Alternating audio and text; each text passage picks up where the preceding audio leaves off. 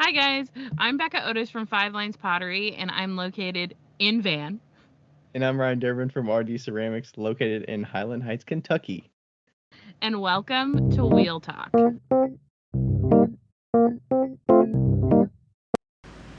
Hey, guys. I just wanted to come on really quickly because I wanted to tell you about a workshop that I'm doing up in northern Indiana near the Great Dunes National Park. I think it's called the Great Dunes National Park. Anyway, Beal Pottery is hosting a summer camp this summer from July 15th July 15th through July 27th. And it's individual workshops, but so you don't have to like be here for multiple days, but we're going to have like a big party at the end with like clay Olympics, and it's going to be so much fun, and that's on July 27th. So head over to bealpottery.com if you want a cool vacation and want a workshop in the middle of it. Very affordable workshops. And especially if you live in the northern middle part of the country, this will be a really fun one to come to. So, okay, bealpottery.com, BEALE pottery. Okay, bye. Okay, hello. All right. Hello. Hello. Hello, Ryan. How are you? Hi. Good to see you. I'm doing Yes, well. hi. It's Wednesday. We haven't talked in a bit, but on Well, we recording at talked least. yesterday. Yeah, Yeah. but that was work stuff. Yeah. And then, um, yeah, You're yeah, in a we talked different to, different location now than last time. I am, surprise, surprise. I am in Munford, Tennessee. If you guys aren't noticing uh what is it? Echo? No, not an echo, a pattern. I don't, there's a pattern to my visits. I go 3 to 4 places: Utah, Tennessee, Kentucky, and Indiana, and Michigan. I was gonna say Michigan should be in there too. Yeah. But yes, I am in the Munford, Tennessee realm, Memphis, for those who don't know what Munford is, which is everybody. So, yeah. Yeah. How Nice. are you? Are you in Kentucky? I'm in Kentucky. I'm wearing a Kentucky shirt to represent, Nice. in case you didn't know. Um, Yeah, I got back in the studio a little bit today. Got some throwing done. Had a show this weekend, so I'm throwing oil bottles. I threw some other stuff, Nice. obviously keeping up with the 15 a day, 4 times a week, and all that kind of thing. But yeah, I haven't thrown the white clay in a while, so it's really when it's like soft and smooth, Oh, yeah. it's just working out perfectly, and I'm like getting some good pulls in there. It's Oh, not yeah. like getting funky. I've been avoiding the white clay for a while just because it's been a little finicky, um but yeah, I'm back to it. I was emptying a bunch of the buckets of clay, so Rachel and Erica have been on it the last Nice. 2 or 3 weeks with prepping clay because I've been throwing a lot. So Oh, I bet they love that new table for prep and clay. yeah, thanks for that new table. Erica, Hey, I'm well, I think Erica prepped a little bit. She was actually sitting and prepping. It looked a little weird because, her arms were like up here prepping. mhm. But she said she wasn't hurting her neck as much, so that's good. Yeah. Um, Ryan got my table from when I moved out of my studio, and I thought it was going to go down by the soda kiln. That's what Hmm. we had talked about, even though at first I suggested it going into the middle of your room. But You did? yeah, I did. And then you were like, Oh, I don't know. And then I was like, what about the soda kiln? But you did it, and it, yeah. Well, I got like a metal wire shelf that is in the shed, and that's what I typically take out for the soda firings and stuff. And, yeah, if I'm doing some spray with the flashing slip or glazing outside, I I use that wire rack because it's not as heavy. You can just pick it up and carry it down there. That table's pretty fucking heavy. So if we took yeah, it down there, it probably wouldn't move, and it's wood, so it'd for probably sure. rot and all that. So Yeah. I will say, if you wanted to make that table even stronger, you should get a piece of plywood and just mount it as a shelf. That would be nice. Mount it as a shelf, like 6 inches off the ground. So all the legs are kind of, is that what you mean? Yeah, yeah, 6 or 12 or 18 off the ground. Yeah, We stacked up a shitload of clay underneath it. So I there's a bunch figured. of clay boxes in the corners of a couple of the legs. And Erica Yeah, likes it because the chair can go all like it can be pushed all the way underneath it. So it's out that's of the nice. way. So she's enjoying that. Oh, I'm glad. The one day she was loving the cleaning the studio. We tidied up a little bit, took out the floor mat underneath it, took out one obviously that this table over here is the one that was in one area of the room, so we got a little bit more space, but not a ton, but it looks a lot cleaner. Yeah. Um, what was I gonna say? Oh, not nothing. For all those who are wondering, this table is just it's the table that was at my studio. It was the last like all wood IKEA slabs that they sold. And it's like, I mean, it's still glued together. It's not like a perfect slab of wood, but Hmm. it's heavy. And that's what I use for my wedging tables. And I found like four of these tabletops at IKEA ones for like a quarter of the price and Back bought them when wood all. was pretty expensive Yeah. and you Yeah. got them. And I don't, did they just decide not to sell them anymore because of the yeah. cost was just not Yeah. worth it or what? They discontinued them. And so I bought them all. And those were the tables that I used for my bed. I have one of them in my studio in my van, and that last one was the one that I put in my studio. So and I used them for craft tables before when I was in an apartment, and it's just a good fucking table. Do your other ones, are they like bowed a little bit? This one's Yeah. like bowed a little bit, but I'm like, I don't know if that's because it has the stain on it, so it kind of like sucks upward a little bit because it's not stained all the way. I think it's because of the supports on the bottom, honestly. It Mm, is bowed just a little bit, but I found that also if you like put it upside down for a couple days, it'd be fine. mm. It'll unbow. But Yeah, it's yeah. pretty solid though. It's yeah. Yeah. Yeah. So it's a It's beloved table. yeah, it should work Even out pretty though well. even though the legs are fence posts. Yeah, the legs are a little jank, but it's fine. I think I mean the table that was in the middle of the room before was a table that I got from my neighbor that was sitting out for trash at the old Right. house.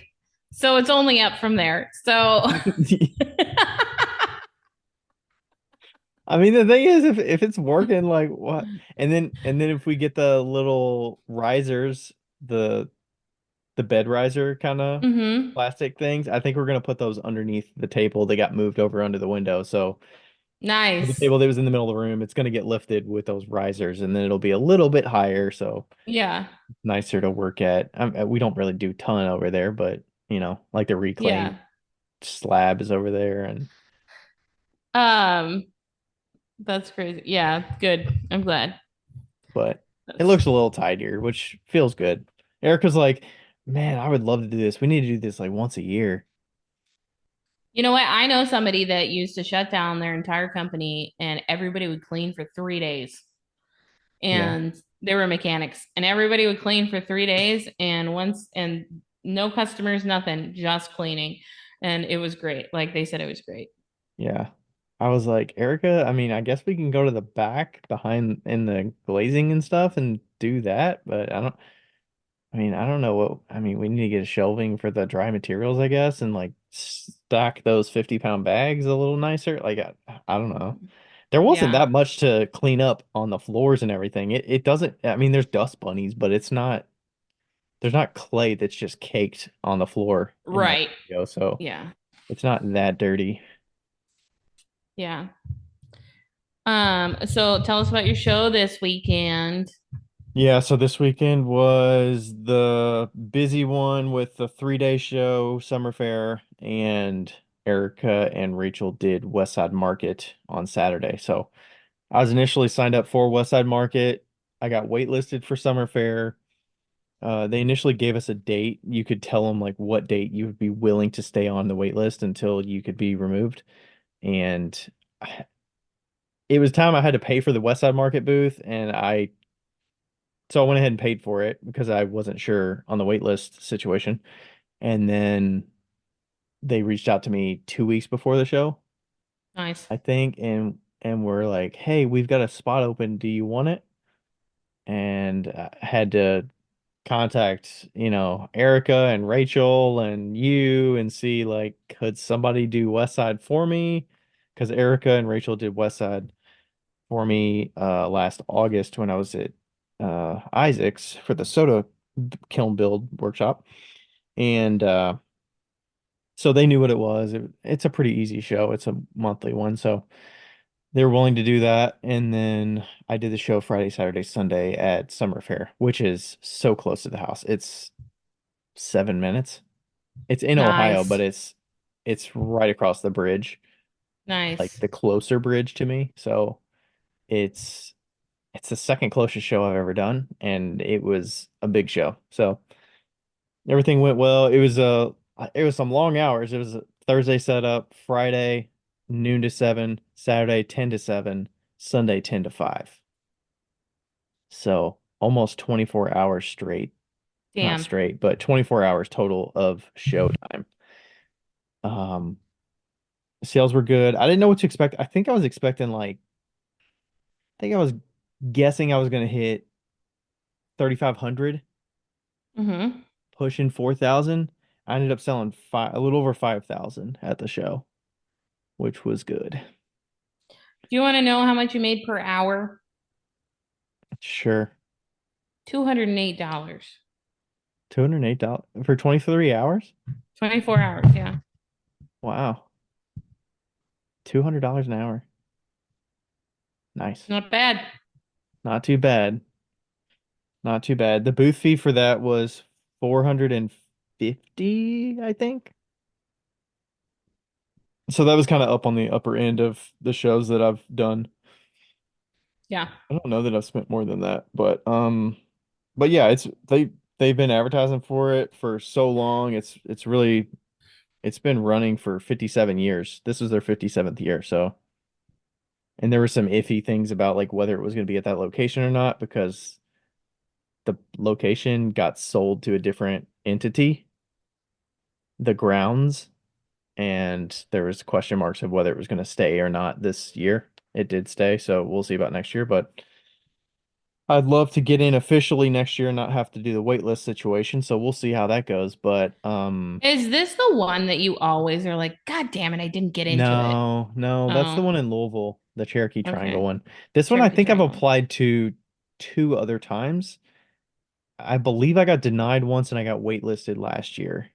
Okay. And then this year I got waitlisted and got off the waitlist. So it worked out. Yeah. I had a suspicion that maybe they waitlist people that are local because it's easier to pull somebody local off a waitlist because they're more likely to say yes Yeah. than somebody that's not local, but that's just a suspicion I have. I don't know that I can prove it, but um yeah. There's some other folks that do it locally as well, but there's a good selection of folks that are not from the area that sell at the show. So, um yeah, and then Erica and Rachel did the West Side on Saturday. They had kind of like an typically I get a corner spot and it's pretty central in like a pretty good location of where it's at.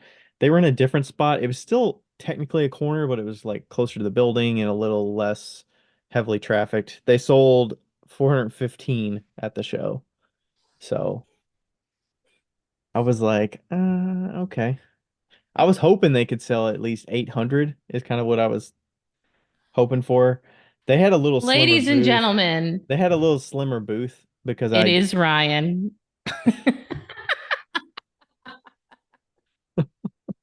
If you were wondering if it was you, it is. It's Ryan.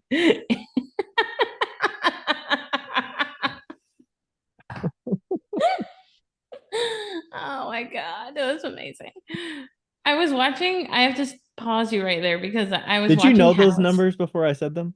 I did not. I did not. Oh, I okay. didn't know those. I was watching House last night or 2 nights ago, and one of the like the really good looking doctors is like, "Do people only like me because I'm good looking?" And they were like going speed dating, and they bet him that if he was like, "Okay, you can't tell them you're a doctor. You have to be unemployed, American accent." And you play video games all the time, and you have to pretend you're an idiot, essentially. And he Mhm. gets like 45 women like What's the setting? Where is he at? they're at a speed dating event Oh, speed and he dating. and Okay, yeah, yeah, and then yeah. he gets like 45 women that were like, I would date you. And he was like, holy shit, is it just because I'm good looking? And they're like, yes. He needs to be like, I've got a criminal record. I just have to put that out there. Like, Yeah. But anyway, this is that scenario. It's you.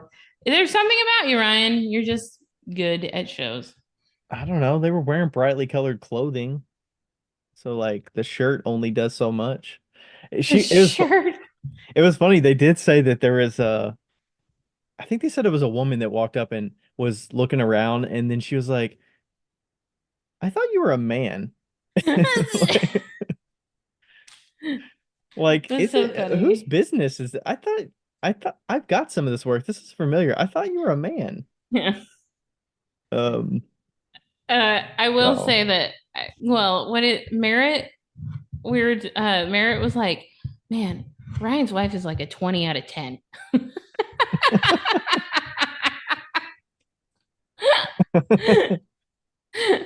I like So that. you I'll can tell her tell, that. That'll make her feel yeah, you good. can tell Rachel that she's a 20 out of 10,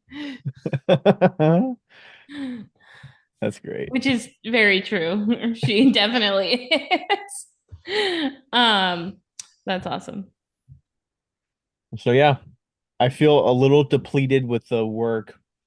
Um, I was looking at the numbers. So the top items, 38 oil bottles, 26 spoon rests, 18 mugs, and 16 garlic graters. Nice. Those are the top items. So I'm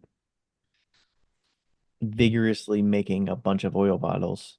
And people love the garlic graters. That's like the number one talking point. People are like, "Wait, People how's this fucking a garlic love garlic. grater?" Yeah. And People then I fucking started love doing garlic graters. there was a customer at the beginning of May when I did the spring fair show that was saying, "I love these. I just wish they had the lip like the spoon rest." So I made a handful in the last month leading up Mm-hmm. and I took I think 5 with me. I sold all but one of them. Wow. So I just made a whole bunch. I mean, the last few days I've been making 30 or so garlic graters with the lip. I'm like, it's the same price. You're just getting a garlic grater with a spoon rest. Like, why not get that, you know? Also, if you could find those cheap ass brushes and the garlic peel, people What's a go garlic absolute. peel? Oh, to Uh, get the shell uh, off? yeah, people go absolutely bananas if you have a brush.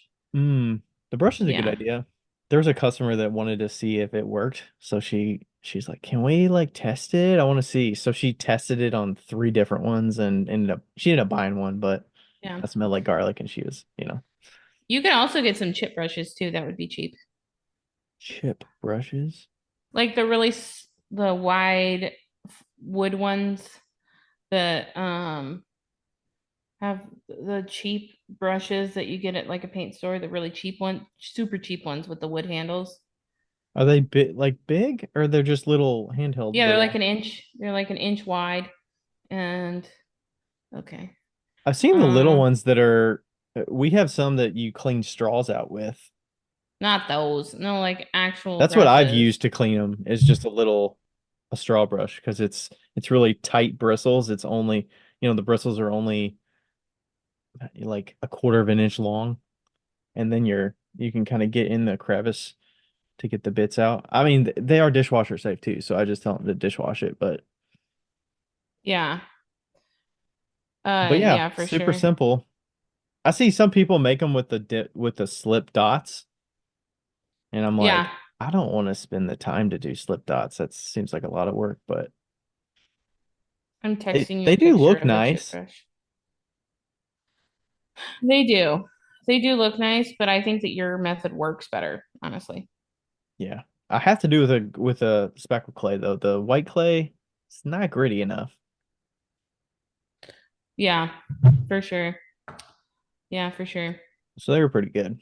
But we'll see. I got another show this Saturday. It's the off market, the ones that are monthly. I did one last month. It was I think it was still $1,000 or $1,200 or something.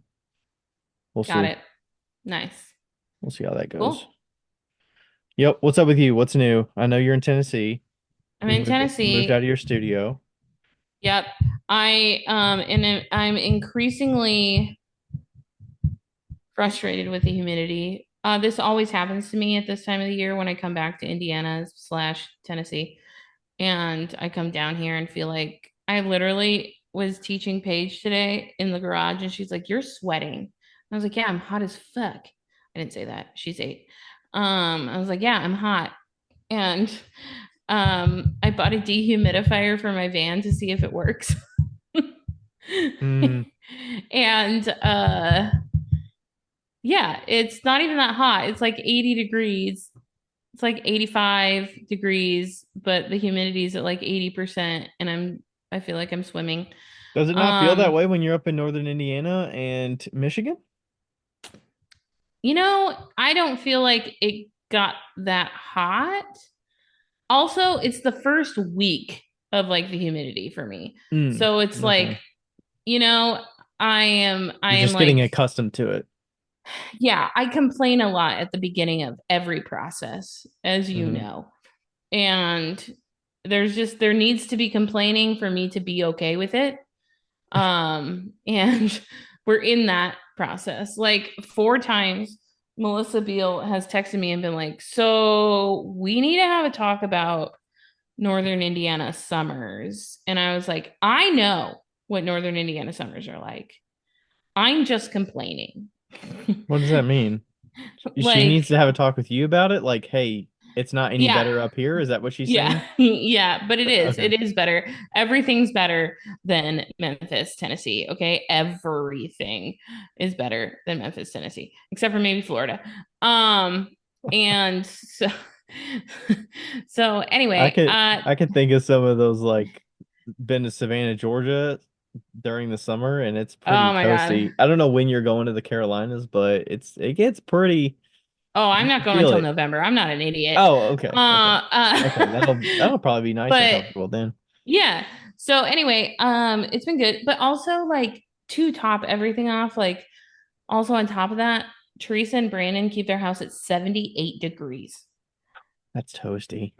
It is a big ass house and it is really expensive to cool down.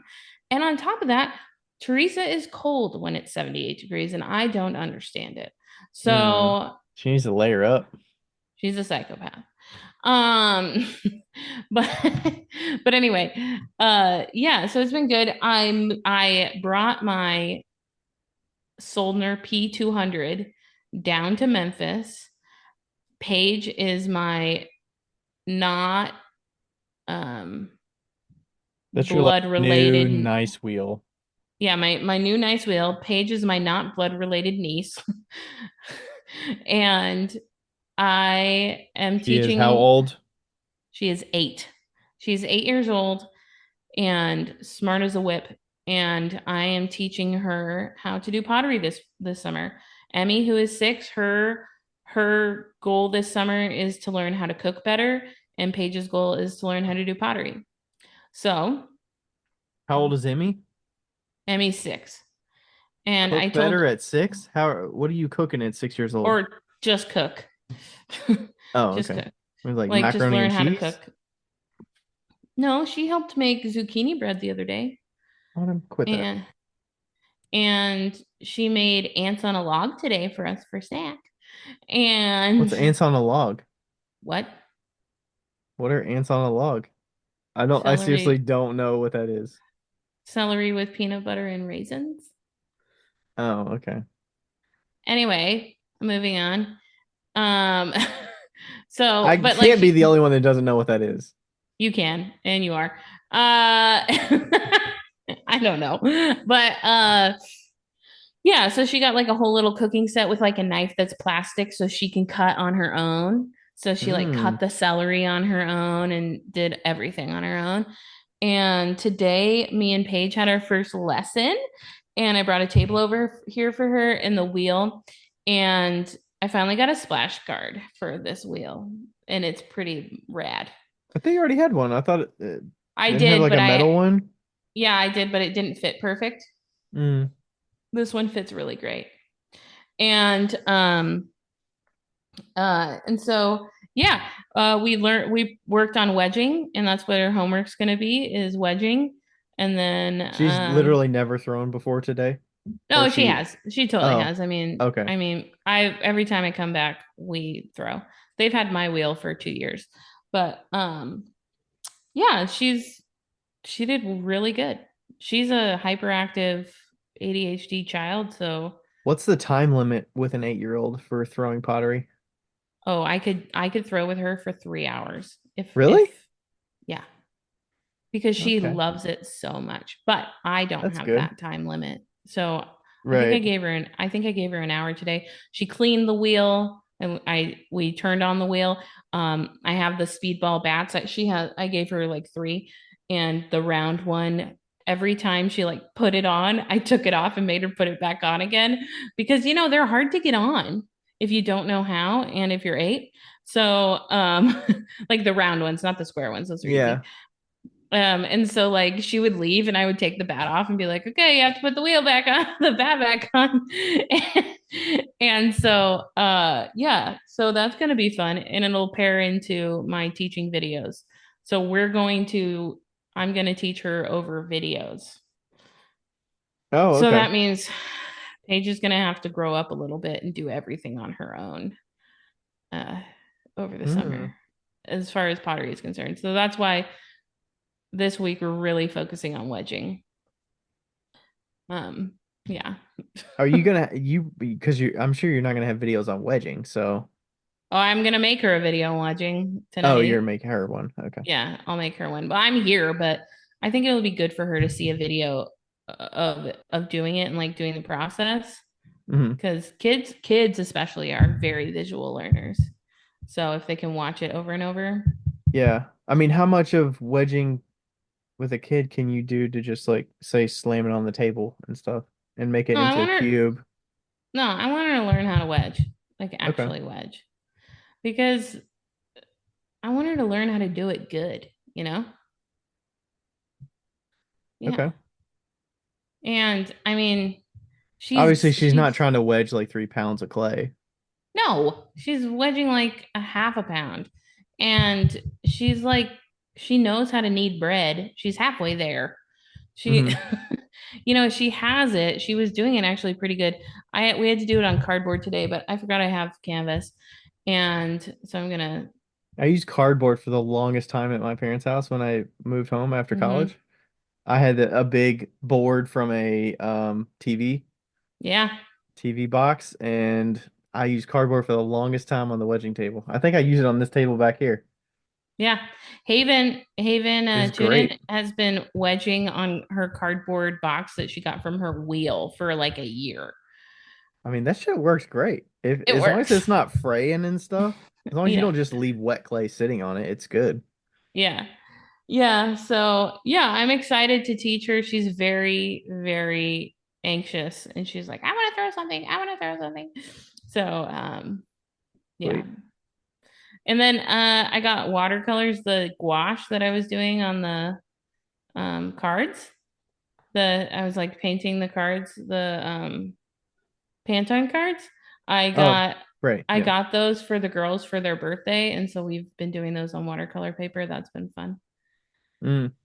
Yeah, so just a good little break. This is the first time that I've ever come to Memphis and I haven't like been doing pottery nonstop. So like when I came here, Paige was like, "Can we do pottery?" Usually I'm like, "God, fuck." Should have You known. know? Yeah, and I'm just like I'm not prepared for this like mentally. And this time I'm like, "Yeah, let's fucking go."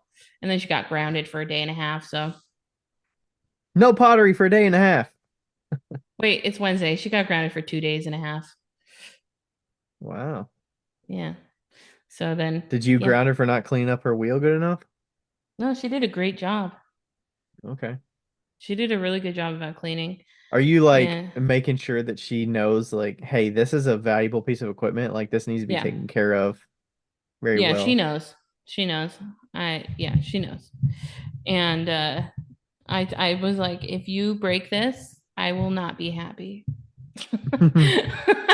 But she also, I think, when like somebody's so excited to do something, like this is a girl that I mean, she's 8. So like, she has to be told to like take her dishes to the sink, and like she doesn't like cleaning, like she gets distracted, like if she goes up and cleans in the playroom, obviously she's going to get distracted because there's toys everywhere.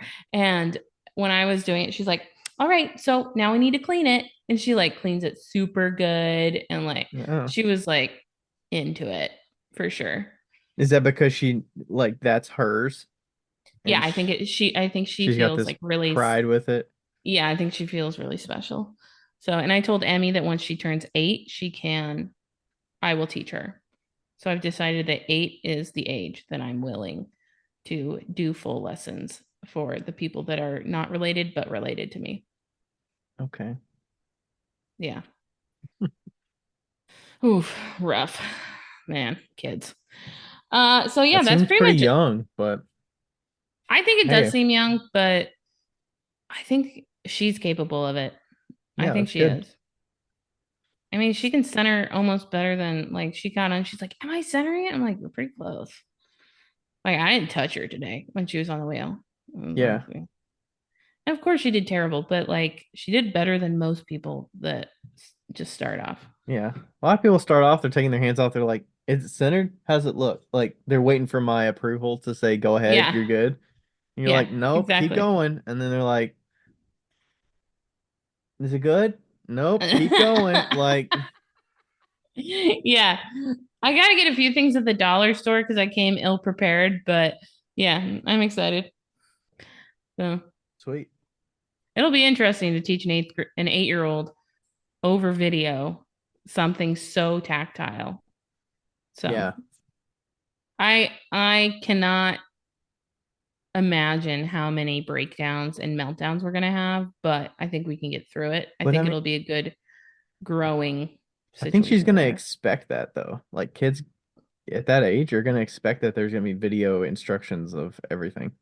I suppose so. I guess that's true. I never even thought about that. Yeah. Like there's so much access that, why do you need to go to some class 30 minutes away or 45 minutes away when you could learn it anytime you want at your leisure, Yeah, for as long sure. as you have the I equipment? mean, they can only watch like educational television for the most part, So that makes sense.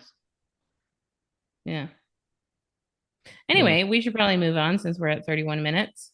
Yeah. Uh yeah. Should we do our announcement now or should we do it later? Let's read this review first and then we'll do our announcement. Okay.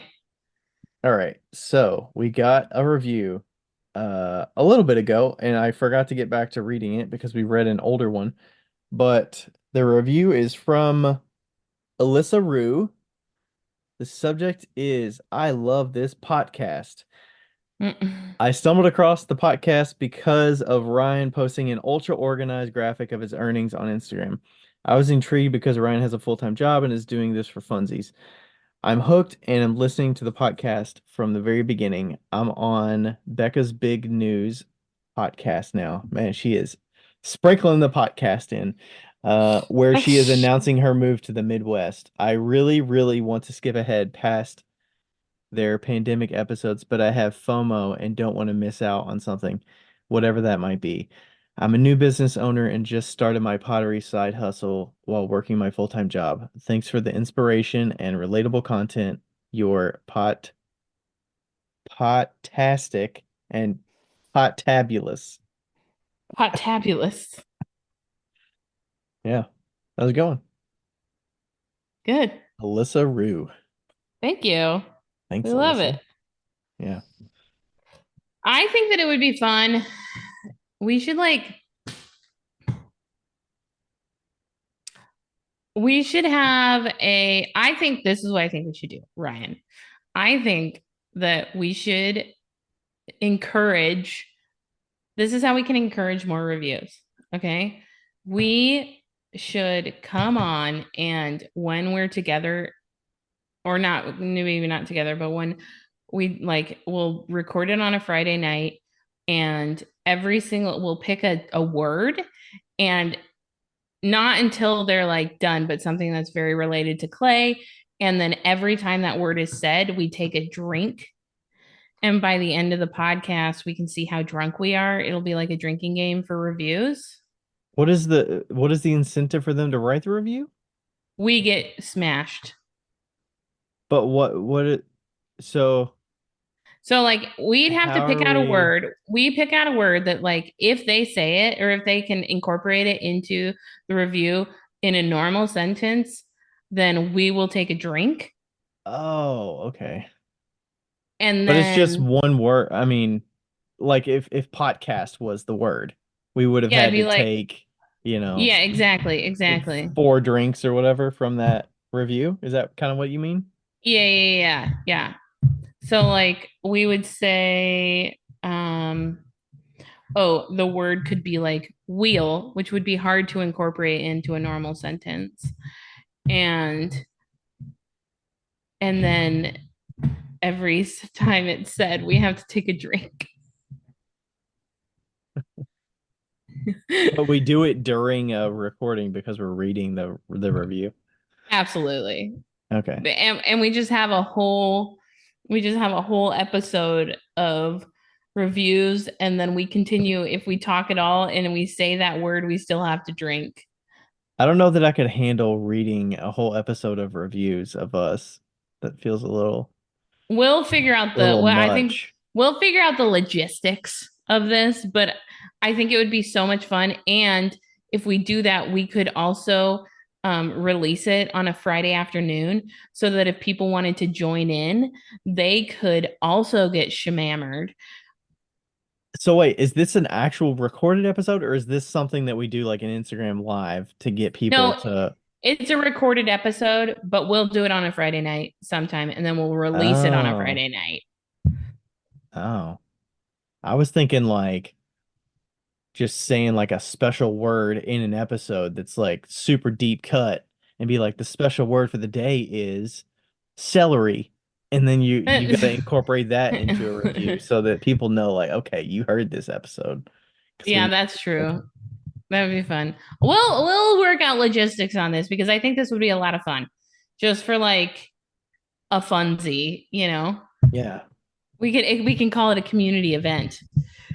Yeah, because I think we did some I think we did a sticker giveaway in the past to get Yeah. reviews. People submitted them and we sent them a sticker. I mean, technically we still have mugs up here. We could give a mug away or multiple mugs away We could. for reviews. That would be good. We could do that and we could incorporate that mug and also have a drinking game night. I think that would be so much fun. And oh, Erica can join. Oh my God. Yes. Mm, she could join. That would be so much fun. Yeah, Okay, I love this let's for figure us. that out. We'll talk about this. Okay. Spice it up a little. Um well, let's I think you should tell everybody our very exciting news because you were the driving force behind it. Okay, so the big news while we were at Ensika, the reason that we were running behind and got to our talk with like 5 minutes to spare is because we were around the vendor floor talking to different sponsors and companies and folks that we're familiar with, and then kind of seeing what's out there and what's possible. And one of those sponsors is now sponsoring the podcast. One of those potential sponsors is now One of sponsoring the those podcast. potential sponsors that we didn't already have a relationship with officially is joining us as a sponsor. So I'm trying to think of which name I need to say. So, official welcome to Smith Sharp Refactory, the maker, AKA aka the maker of Advancer Kiln Shelves, if you didn't know that name. So, New sponsor.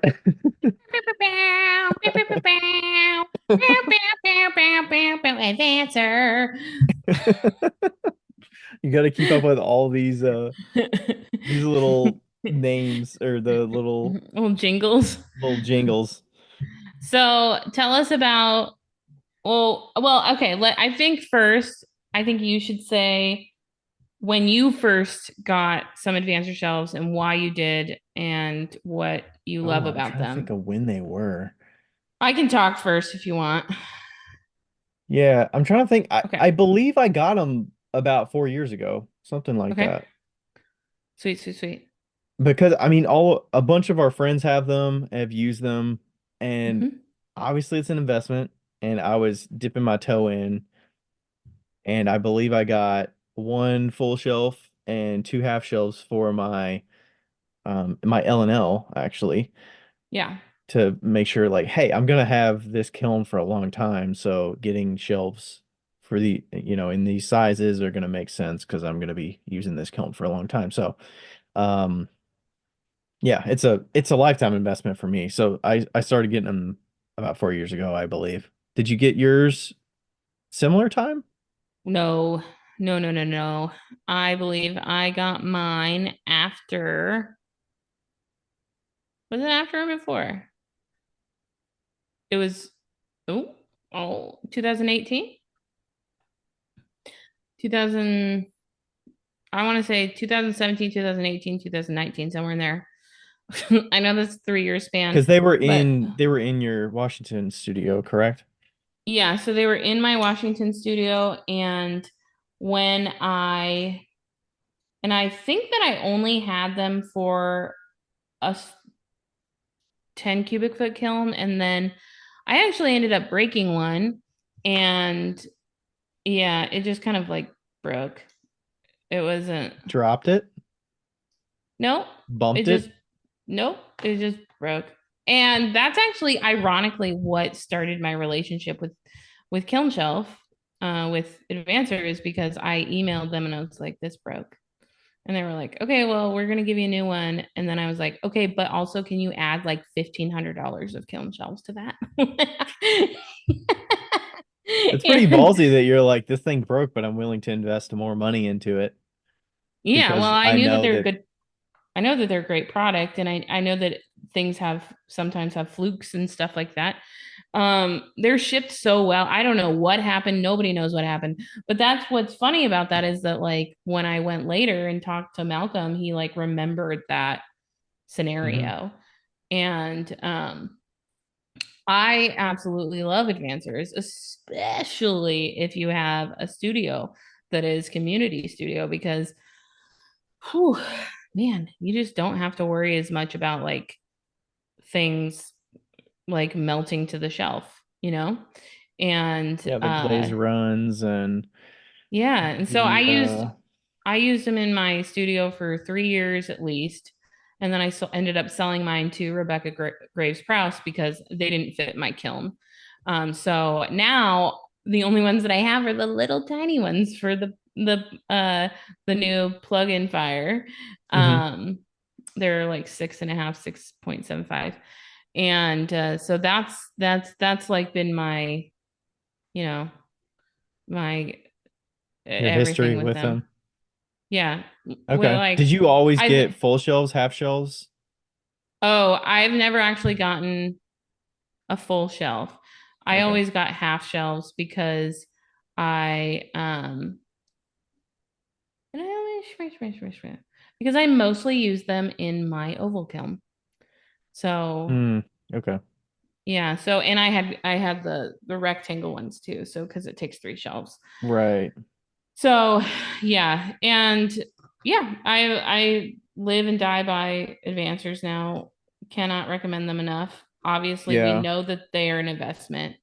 And it's one of those things that if you just like commit, in my opinion, if you commit to like buying one a quarter or one a month or whatever you can afford, like one, you Yeah, know, the shipping is some of the sticking point for me of making sure I make yeah, it worth my while to buy X yeah. number of them so that, whatever you pay in shipping, it's worth getting it. Yeah. I But feel like a also, I mean, like, yearly thing is probably kind of what I yeah. would shoot for. But like you can set aside that money every month or every quarter Oh, and then right. get them all at once, you know. Yeah. Just that's how I, make them work. And you know, some people also are like, well, I don't have glazes that run, so I don't need these shelves. And to that, I say I have never had glazes that really ran. And like there's definitely different things that come into play. If you have porcelain, it can pluck. If you have speckle clay, it can pluck. If you have, and so there's a lot of different things that you may not consider.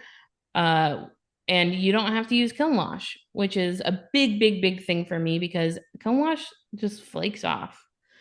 Hmm. You certainly can use kiln wash, by the way. You can, Yep. but they work great. Yeah. And they're so light. Oh my God. Like you pick up a regular shelf, even a core light shelf, and you're like, holy shit balls. This is light. Yeah. Yeah, and then when you get enough of them, you don't even need to. I still have some standard shelves, and I use them here and there depending on the shelf size in the different kilns. But Yeah, but some of your regular shelves are bent to shit. They are warped so bad. hmm Like, it depends. I mean, mostly the half shelves are like that. The full yeah, shelves, I mean, full shelves don't warp as much, but yeah. yeah, the But half shelves tend to warp over time yeah. if they're not made like that. And the advancer shelves don't warp, like barely at all. And I would say the And thing, without having kiln wash, you can flip them and all that stuff. It's not yep. a big deal. And the thing about the advancer kiln shelves is that they've been in the gas fired industry for a lot longer than they've been in the electric industry. Hmm. So, you know, Yeah. Do you want me to tell them about the company stuff of kind of where, because there's some names like in the brochure at NCCA, you would have seen Smith Sharp Refractory, but in the Instagram land or website, you would think kiln shelf. Like you might not realize that as part of a larger kind of entity. So yeah. So the verbiage they gave us in info, Smith Sharp has been distributing advanced kiln shelves for 30 plus years from the manufacturer Saint Cobain. So Saint Cobain's making them. And that's Smith a French Sharp is company, right? I think it's German maybe. It's like one of the largest companies in the world, Yeah, I I think. think there's a lot of things under Saint Cobain. Gobain. It's Gobain. Saint Gobain. Um there's actually a representative from Saint Gobain at NCCA this year that I talked to. Yep. And I think his name was John, I believe. And they said they introduced advancer kiln shelves to the electric kiln market around 2010. So pretty good piece. 13 years, 14 years. Forgot what year it was. Smith Sharp Refractory has been in operation for over 100 years, and kilnshelf.com is one of Smith Sharp's brands. So lots of kind of nesting there. Smith Sharp as a whole refractory, like, when I was building that soda kiln, that would have been a perfect place to be getting some of those other materials besides Mm-hmm. like kiln shelves, like getting the hard brick, the soft brick, the castable, like all those kind of things, ceramic blanket, all those refractory materials, like those things are what Smith Sharp Refractory is all about. And Advancer kiln shelves are just kind of like a portion of their company. So yeah. Dude, if you ever want like your mind blown, just go Google Saint Gobain and just go to like, oh, they freaking sponsor the Olympics. Uh, Does it you can say where like, it's from? no, it's just that there are brands. Hold on, let me look. Um,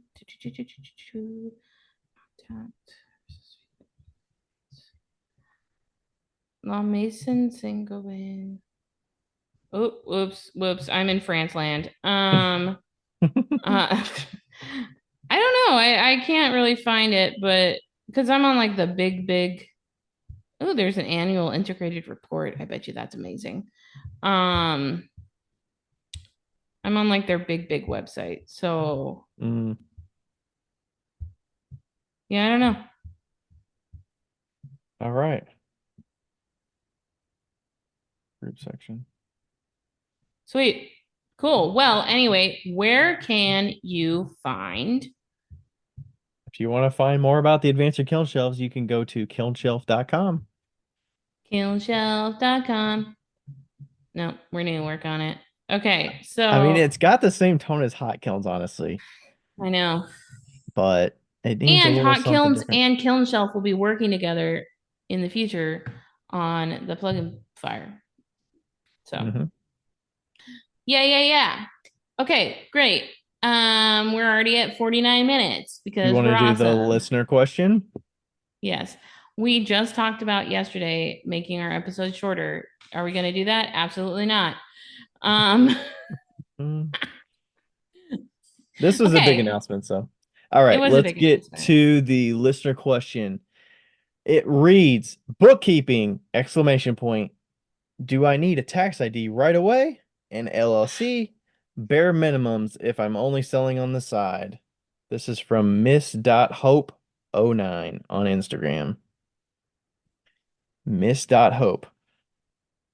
So I actually just went to my tax guy this week to talk to him about LLC situation.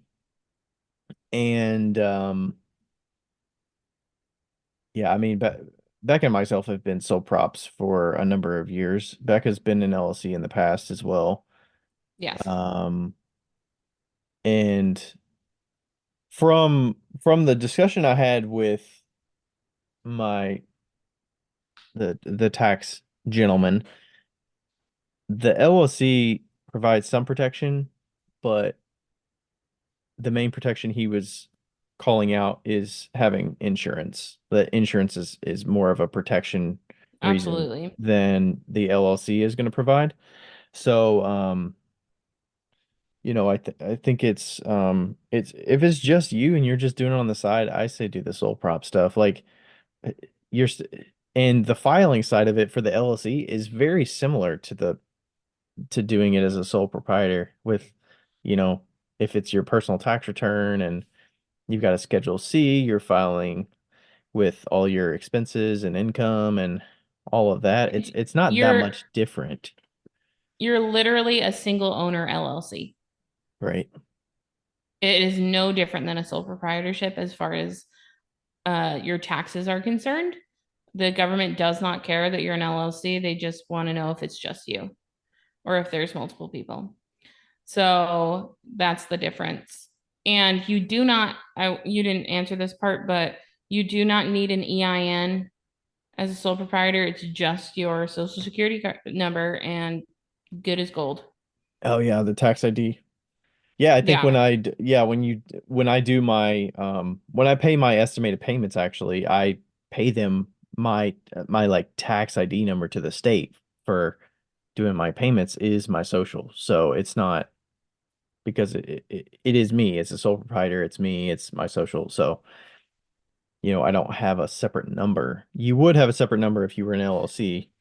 You'd have an FEIN number, most likely. But um, yeah.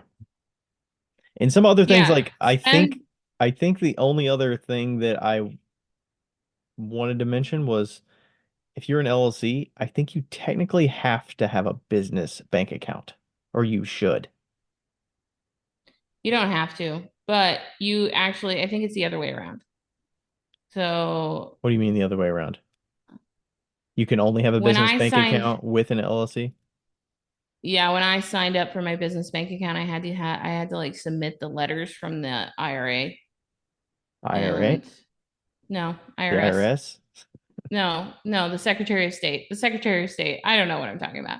I had to submit the documents from the Secretary of State, like approving my business, blah, blah, blah, blah, blah, blah.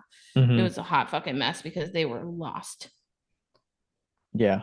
Because right I now mean, I'm sole they prop. work I fine. don't, I just have a consumer bank account. You can still have a separate account. It doesn't mean you have to intermingle it with your personal finances, which I would recommend separating it.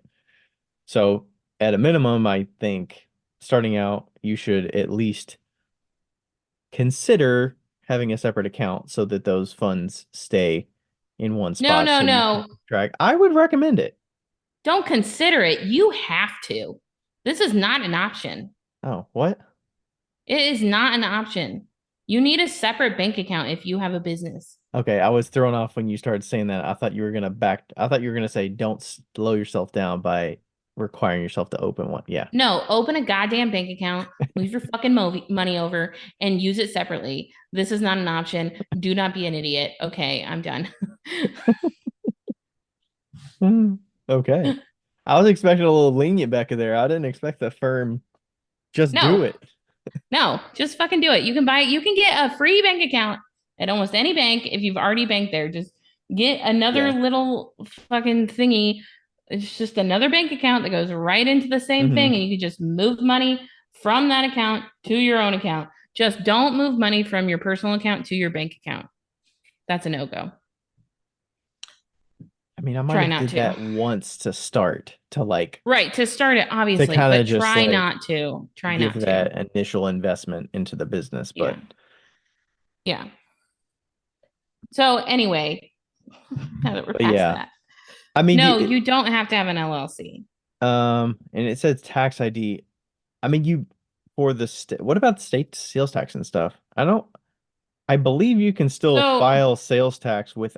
I think you probably no, do. Do you you technically need a sales tax ID?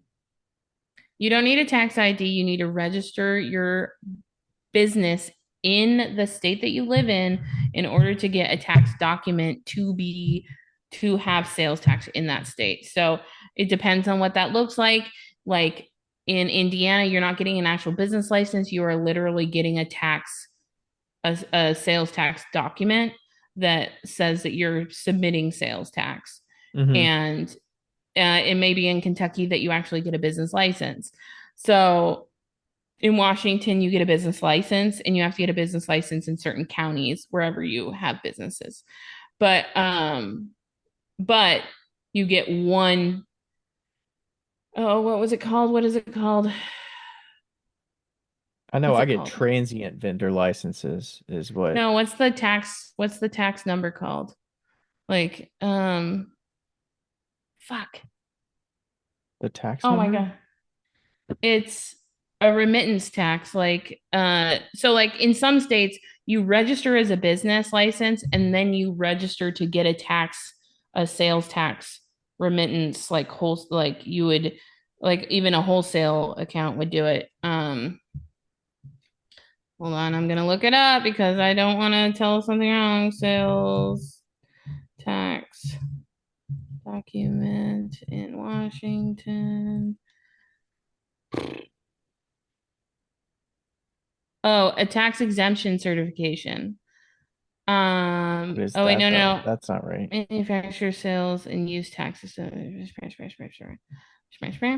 like use and sales tax. Like you should probably look Yeah, up Kentucky sales and use and sales tax for new business or something like that. yeah, And you can yeah, find out on exactly. your government website what they recommend because every process is different. Like Rachel just went through this for the state of Kentucky and the state of Indiana to get an ID so she can do sales in Indiana for these like shows she's going to, and then same for Ohio. So each state is different, especially if you're traveling to those different states. But if you're in your own state,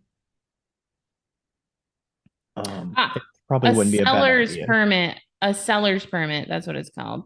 A Yeah, yeah, sales yeah. tax seller's permit. So that would be, and in that instance, if you're in one of those states, because like we said, not all states do this.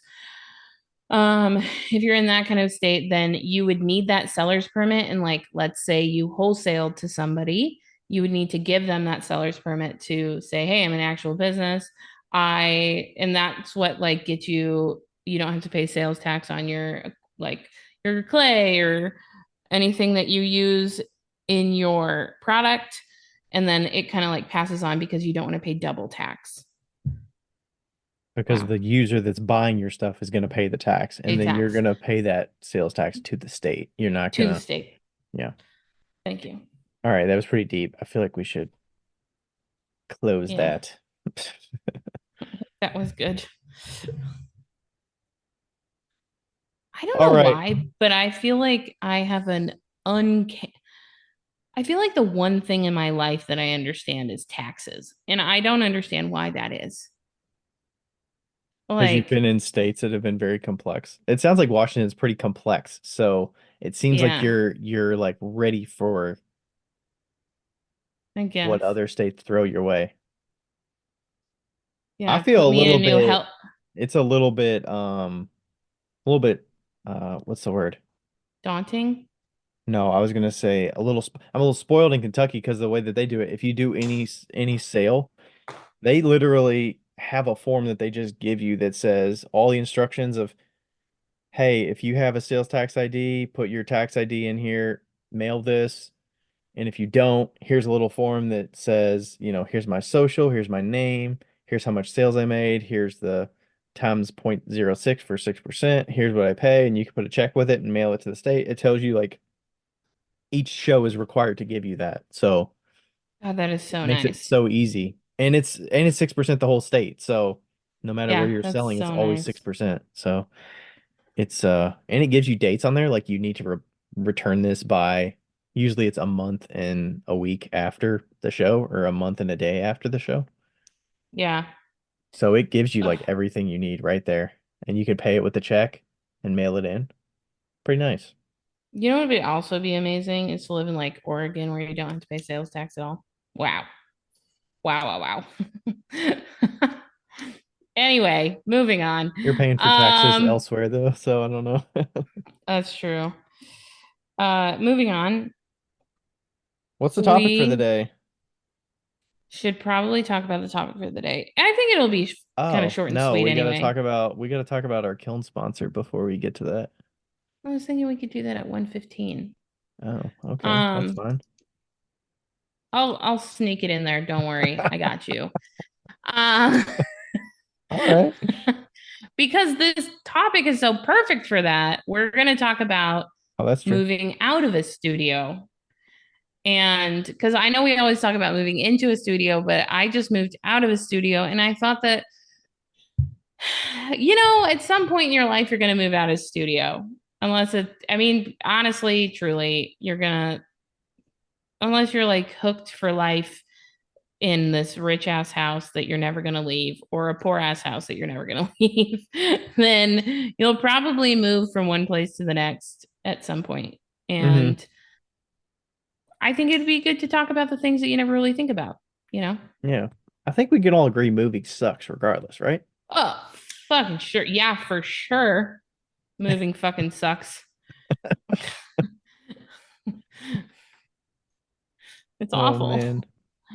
I remember when like Queen City Clay moved out of their studio. I think they were in that studio for like 20 years or something. And I they would moved die. to large. I mean, at least they moved to a larger space, but Burn it to the man, ground. I couldn't Just burn it. imagine the pallets of stuff and the dust and the shelving units and oh my gosh, that sounds horrible. Burn it to the motherfucking ground. That's how I would move. And like realizing that if you're moving to another space, you want to have as much as possible, like an idea of where things are going to go, because you don't want to be moving big things a bunch of times. So, yikes. Yeah. So, your studio, how long were you in that studio? I was there for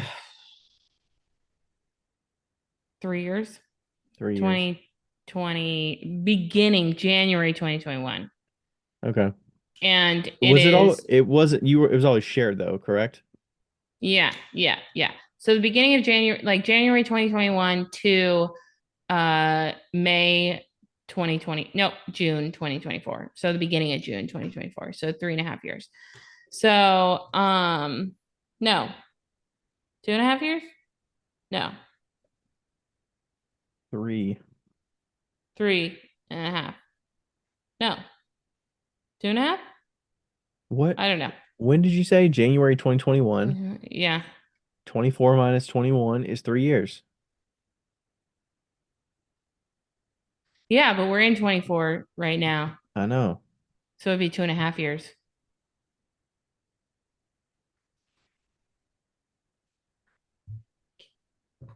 Is All it? of 21, all of 22, all of That is it. 23, and 6 months of 5 months of 24. 3.5 years.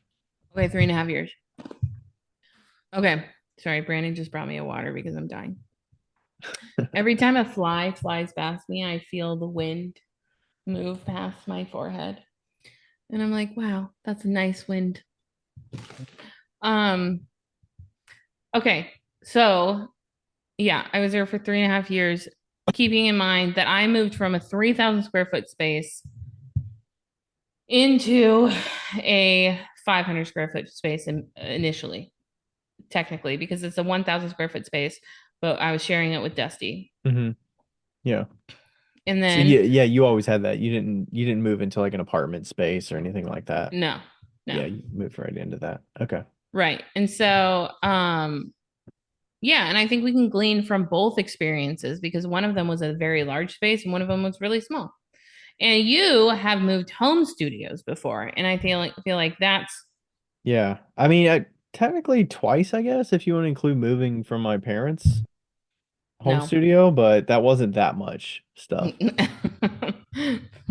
But I Yeah, mean, who it still knows? was. It was still moving a wheel and a kiln and Yeah, some of that, but it wasn't super massive compared to moving homes. That's a lot. yeah. Um, I think that we should first talk about selling equipment. Mm, okay. So, have you sold any equipment when you move from one place to the next? I would say I definitely gave away some things. I don't know that I sold a ton. I think because I don't think I technically sold any official equipment. Okay. Not a kiln or, shelving or glazes. The only things I gave away were glazes and smaller stuff. Yeah. Shelving, like show shelving. I think I gave some of that Yeah. away, Okay. but I haven't I sold equipment. have sold a shit ton of equipment moving out of studios because I've always downsized.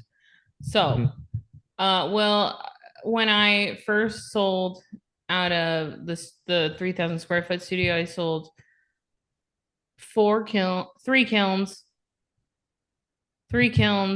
8 wheels, um,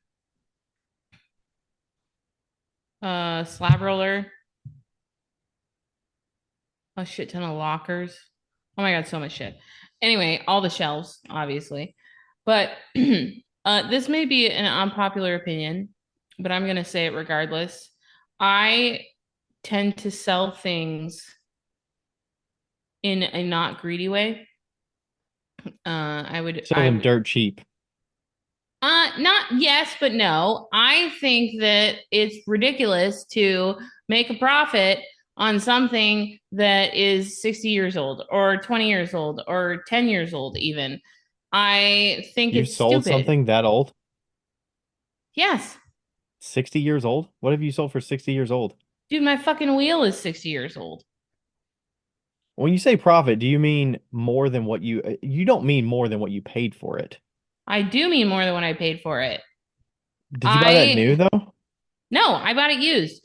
I know people that have bought things for 200 bucks because they got a screaming deal and then they sell it for $600 But because they used it. But they used it. They got life out of it. They didn't buy it and sell it for the profit, right, or they did they got they? life out of it. Yeah, they got life out of it and shit like that. Okay. I think if you I'm got just life out of it, it's fine to sell it for what the market value is for it now. really I disagree. I I'm think I don't think it's greedy to sell it at what people are willing to pay for it.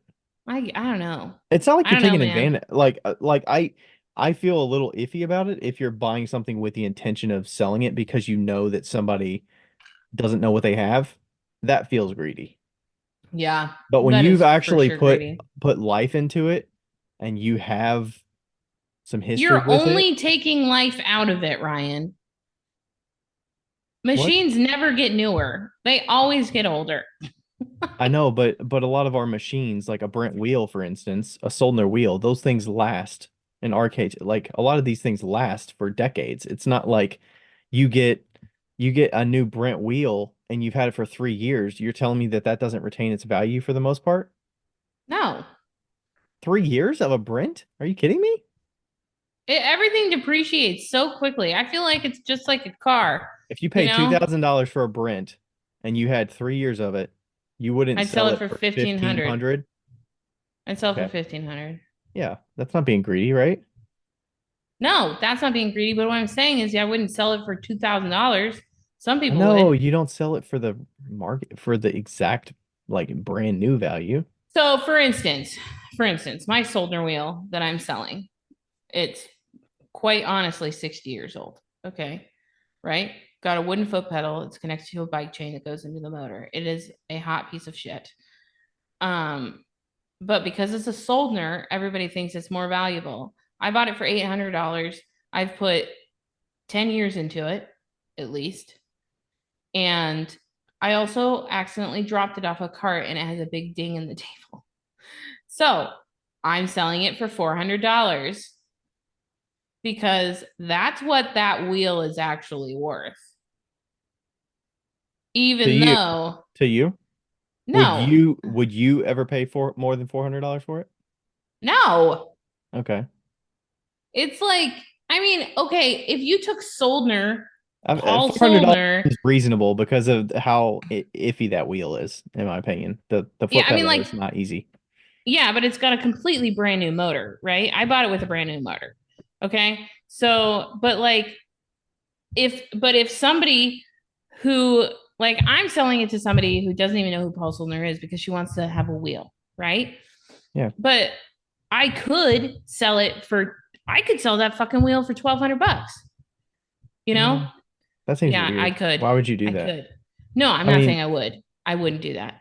But I could because Paul Soldner is worth is the worth name it. is worth enough. The name is worth it, but it's not worth it. Okay. Paul Soldner didn't build that fucking and like motor in there. Seattle Pottery Supply did. Like, you know, I would say it's most people are not buying wheels for invest. They're not buying it for the name, for the investment. no, For most they're people not don't, buying but I certainly did. I did. collectors might, but like your everyday person that's buying a pottery wheel is not buying it for that reason. I know. But also, I think that a lot of people put in a lot of like emotions into selling a wheel. I know you don't. We're not talking about you. Um, because people were like, oh, this was the first wheel I ever had. It's so special to me. I'm gonna sell it for this much because it's so special to me. It's not. It's just a piece of fucking equipment. It doesn't have a soul. It you should sell it for what it's worth, you know? And like that wheel is worth $400. And If you you know were what's really sold, great about it is that it's fucking weird as shit. It's a quirky ass wheel, and the person that I'm selling it to is gonna love it because it's so weird, you hmm know? how much did you pay for your new Soldner? How much is it? Sixteen hundred Okay, bucks. what's that? $1,600, but because my parents will Uh, never hear this, they yeah, bought yeah, it. yeah. Okay, so if you were to sell that wheel, you know how much life that wheel has had in it. You know how much I'd it's sell them for valued 12. at. You sell it for 1,200. Okay. Yeah. Twelve And hundred is not dirt cheap. Like if you were that's selling not that thing for cheap. like 600, I would be like, what are you doing? No, the lowest I think I'd ever go is 800, but probably not. It's only 3 years old. I do Because think time makes a difference, but also like I've seen RK2s for fucking shit tons of money. but it's kind of like a vehicle, right? If you're not putting miles on it, it's not it's worth more. Yeah. Like if I had a 2014 car and it only had 60,000 miles on it, you'd be like, okay, well that's just as good. It's not. you're not riding this thing in the ground and a 200,000 mile car that's 10 years old is way different than a car that's got 60,000 miles on it. Yeah. Because Anyway, you weren't using that new cylinder wheel for a long time while you're traveling. You haven't been using it really much at all. yeah, but I used it for production, so I've used it just as much as anyone would in 3 years' time, probably more. Hmm. This wheel has thrown over 30,000 pots on it. That shows the longevity of it. I mean, it's a good fucking wheel.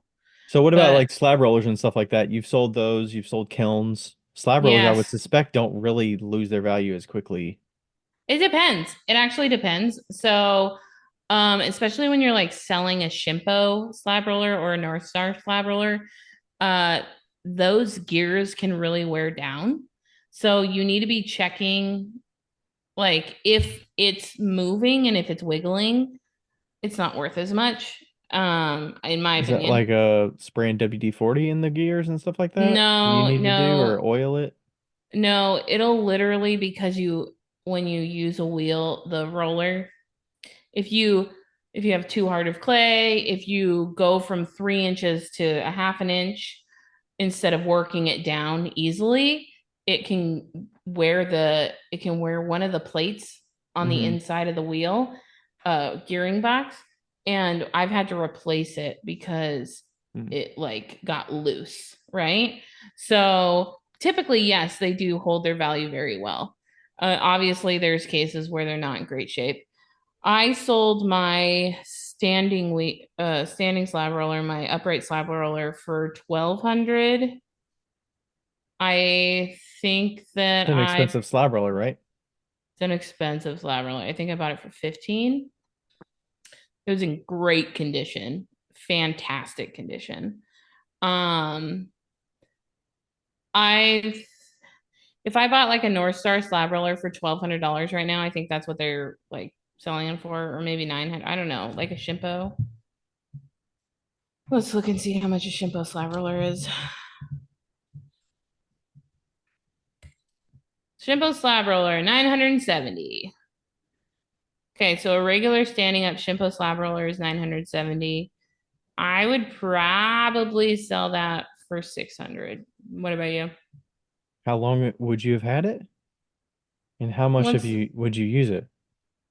well, I guess it also depends on how much you paid for it. So, yeah, if you like were only a slab roller person, a roller of slabs, then that's one thing. But if it sat for the most of the time, that's another thing, right? Yeah, I mean, a lot of people use it as a fucking table.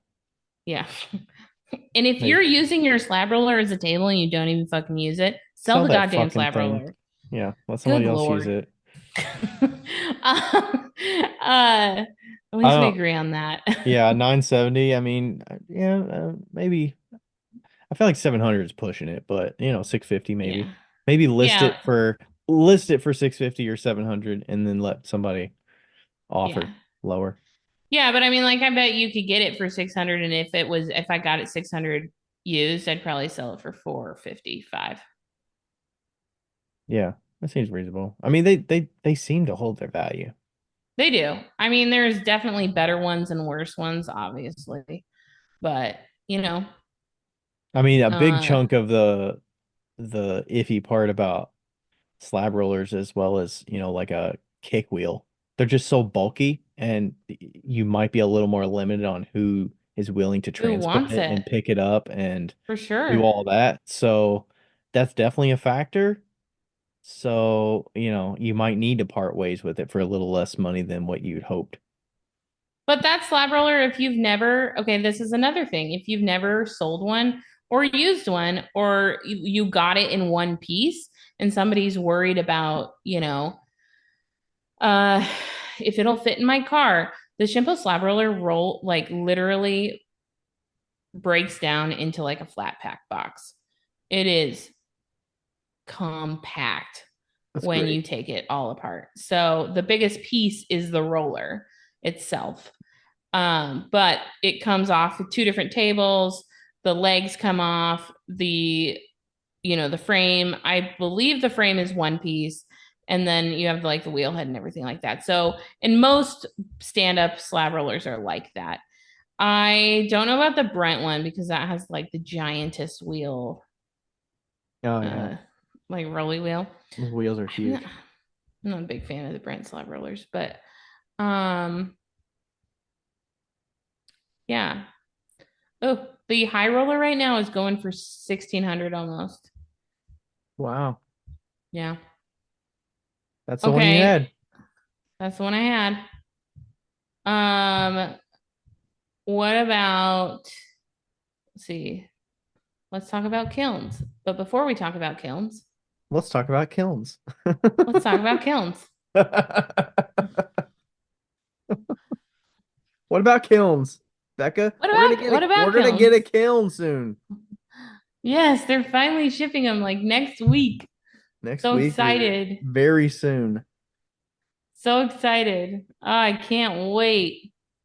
We are, if you haven't heard or if you live under a rock, um, we're getting, we're privileged enough to receive two of the very first plug and fires. I almost said plug and play. Plug and fires from L&L, Yep. the kiln company, and they are mini kilns that are 120 volt, 120 50, volt, 12.5 12.5 amps, amps, running on a and 15 amp breaker, not running trip on, it. yep, Yep. not trip it. And that means you can put it in your apartment, you can put it in your garage, you can put it in your fucking bathroom. Like, you can put it anywhere. You can put it on your front porch. Uh, you should not hook it into an extension cord, but that's just because of fire hazards. You should not hook anything that is a substantial piece of equipment into an extension cord. Anyway, moving on. So yeah, it's gonna be freaking great. It's 8 inches by 8 inches by 9 inches tall. And what's really awesome is that Advancer is actually going to be making kiln shelves for them. It does come with one kiln shelf Mm-hmm. and some. I talked to him about it. I don't know what size bricks are going to come with it. I told him 4-inch bricks, but we'll see. And You're talking about uh the thickness of the walls? no, bricks for height for like putting in Oh, a furniture. kiln shelf. The Furniture. Oh, furniture. I'm Okay. sorry. And it comes with the furniture as well. And they are also going to have I'm not getting the right words. What are they? The touch screen, The Genesis controller, the the mini Genesis Genesis. controller, the mini Genesis controller, and it'll all be separate. So it'll like come in two boxes, but it'll like plug in. So if you need to transport it, it's very easy to transport. Anyway, if you haven't figured out, I've done this without notes for since the very first time I've talked about So this. much. So Yeah. I am invested. Okay. Yep. So it's an investment and S- it's a good freaking investment. The first time that I ever got a small kiln, well, when I got the small kiln and I brought it into the studio, Sarah Anderson was also my studio mate. And when she realized that she could like fix like just a random piece, like if you're a drop seller, if you're like the type of person that like does a whole like 40 pieces, 50 pieces and then drops them and people buy them, mm. and like inevitably one piece is always going to have one fuck up, right? It's going to have like one little thing that you need to like just quickly refire, and you don't want to fire the whole kiln to do that. This fucking kiln is the answer to that. And it is the nicest fucking thing in the world because you're just like, I oh, haven't had a okay. kiln that small, but I'm looking forward to testing it out. It's just like so nice for when you want to just a quick fix, you know? Or you have to luster fire. Oh my God. So nice for luster firing. Decal fire? Decals, I could a see that. test. If you have to like submit a test to like a client, like a restaurant client or a Mm-hmm. mug club or anything like that, It will Yeah. pay for itself in tenfold, tenfold. Sarah would use my kiln all the time when it was in the studio, and I know she misses it. Yeah. So, but the disadvantage of that kiln when it was in the studio is that everything was too tall. So we won't have that fucking problem. Yeah. 8 by 8 by 9. That's big enough. You can fit a few things in there. Yeah, you can. All right. So if you want to find out more information, if you want to look up instructional videos, if you want to see more about that kiln specifically, you can find all that information at hotkilns.com. Hotkilns.com. I realized that I cussed a lot in that, and I apologize to Hot Kilns post that. But also, it just goes to show you how much I care. All right. So on the topic of kilns, you've sold a number of kilns. I've I only have. ever sold a couple. Um, I'm trying to remember if I sold or if I just gave away my very first kiln that I had. I think You sold it. did I sell it? The one that was the stacked scut that had the blank ring in it. I sold that. Oh, You know, the one I used to have at my parents' house. I don't know if you sold it or not. I'm lying. I don't know.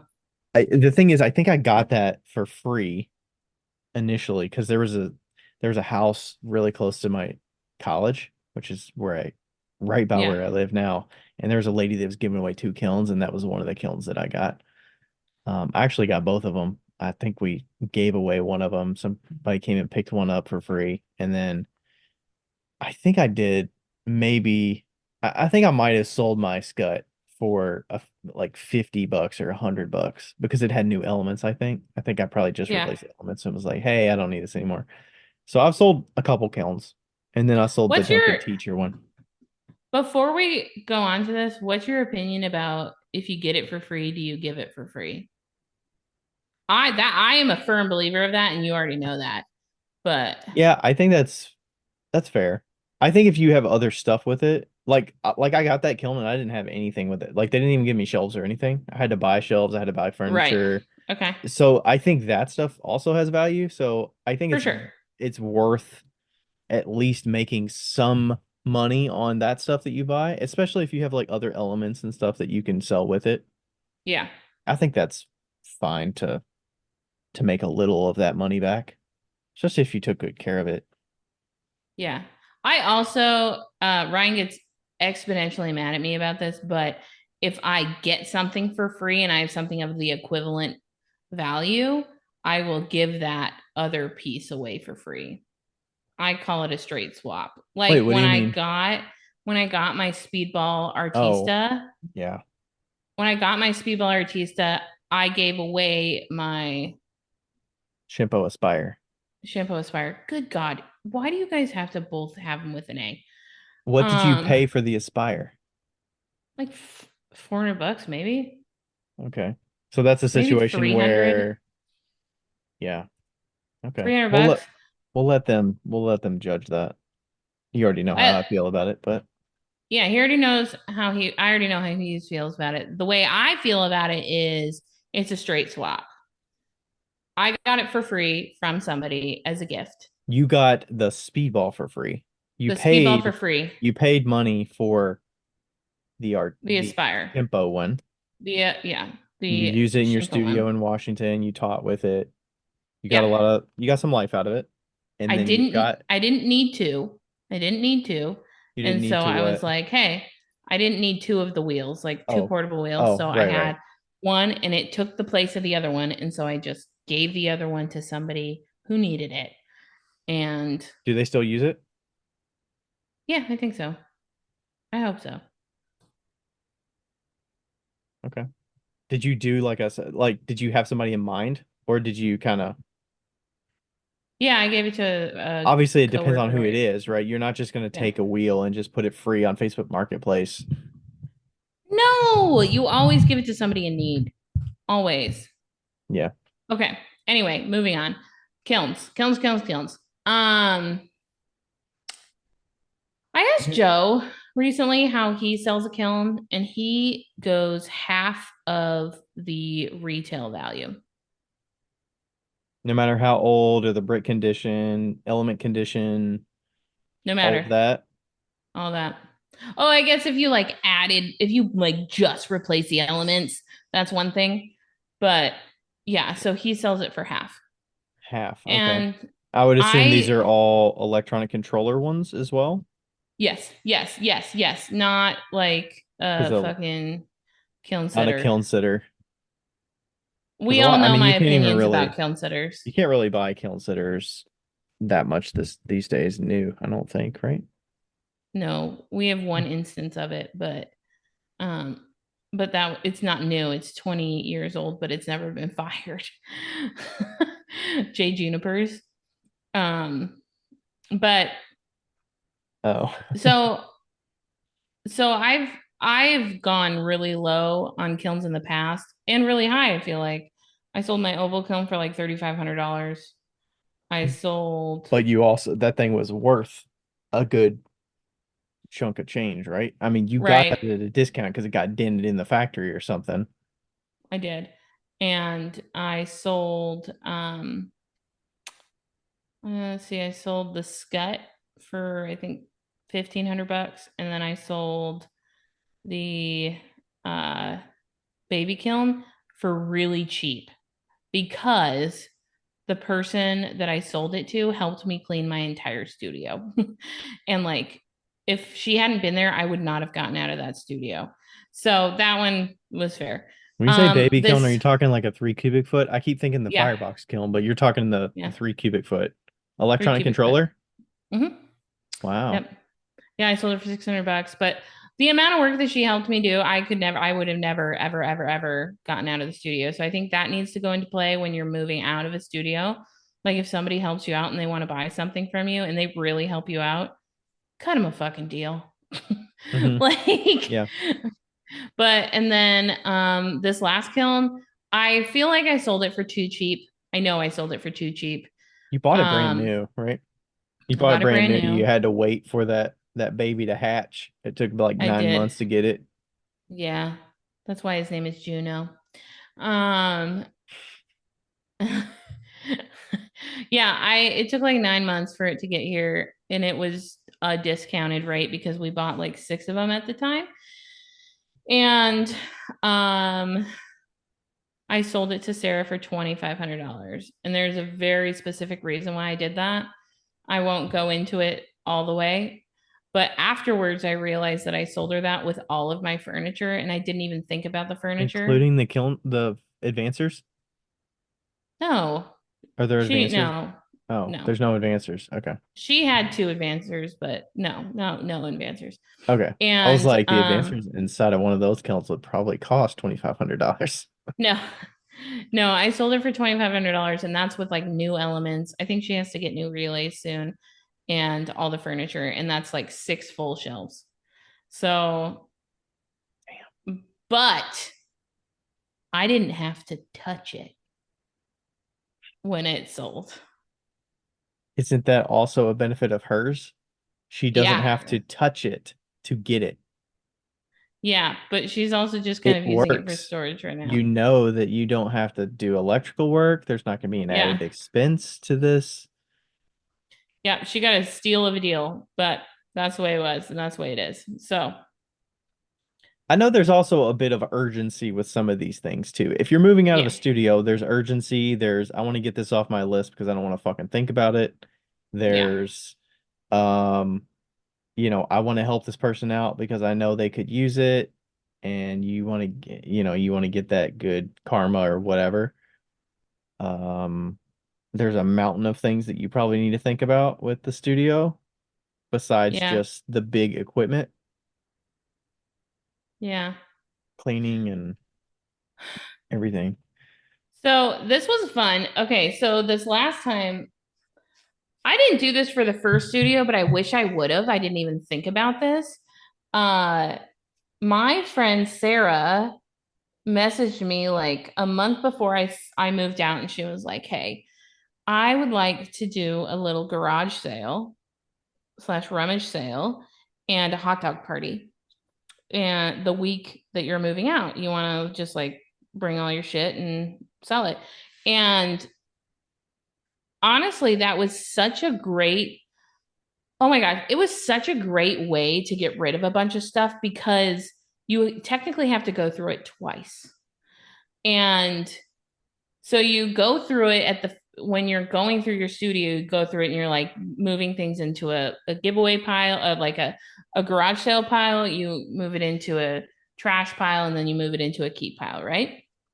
Hmm.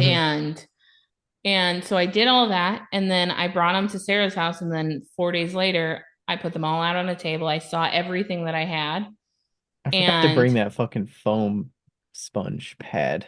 I forgot to bring that ZM Tools pad, but it's yeah, okay. I think I've already Sarah got got one, but it. it looked brand new, and I was like, I sat it in the wrong box when I came, but You didn't want that, honestly.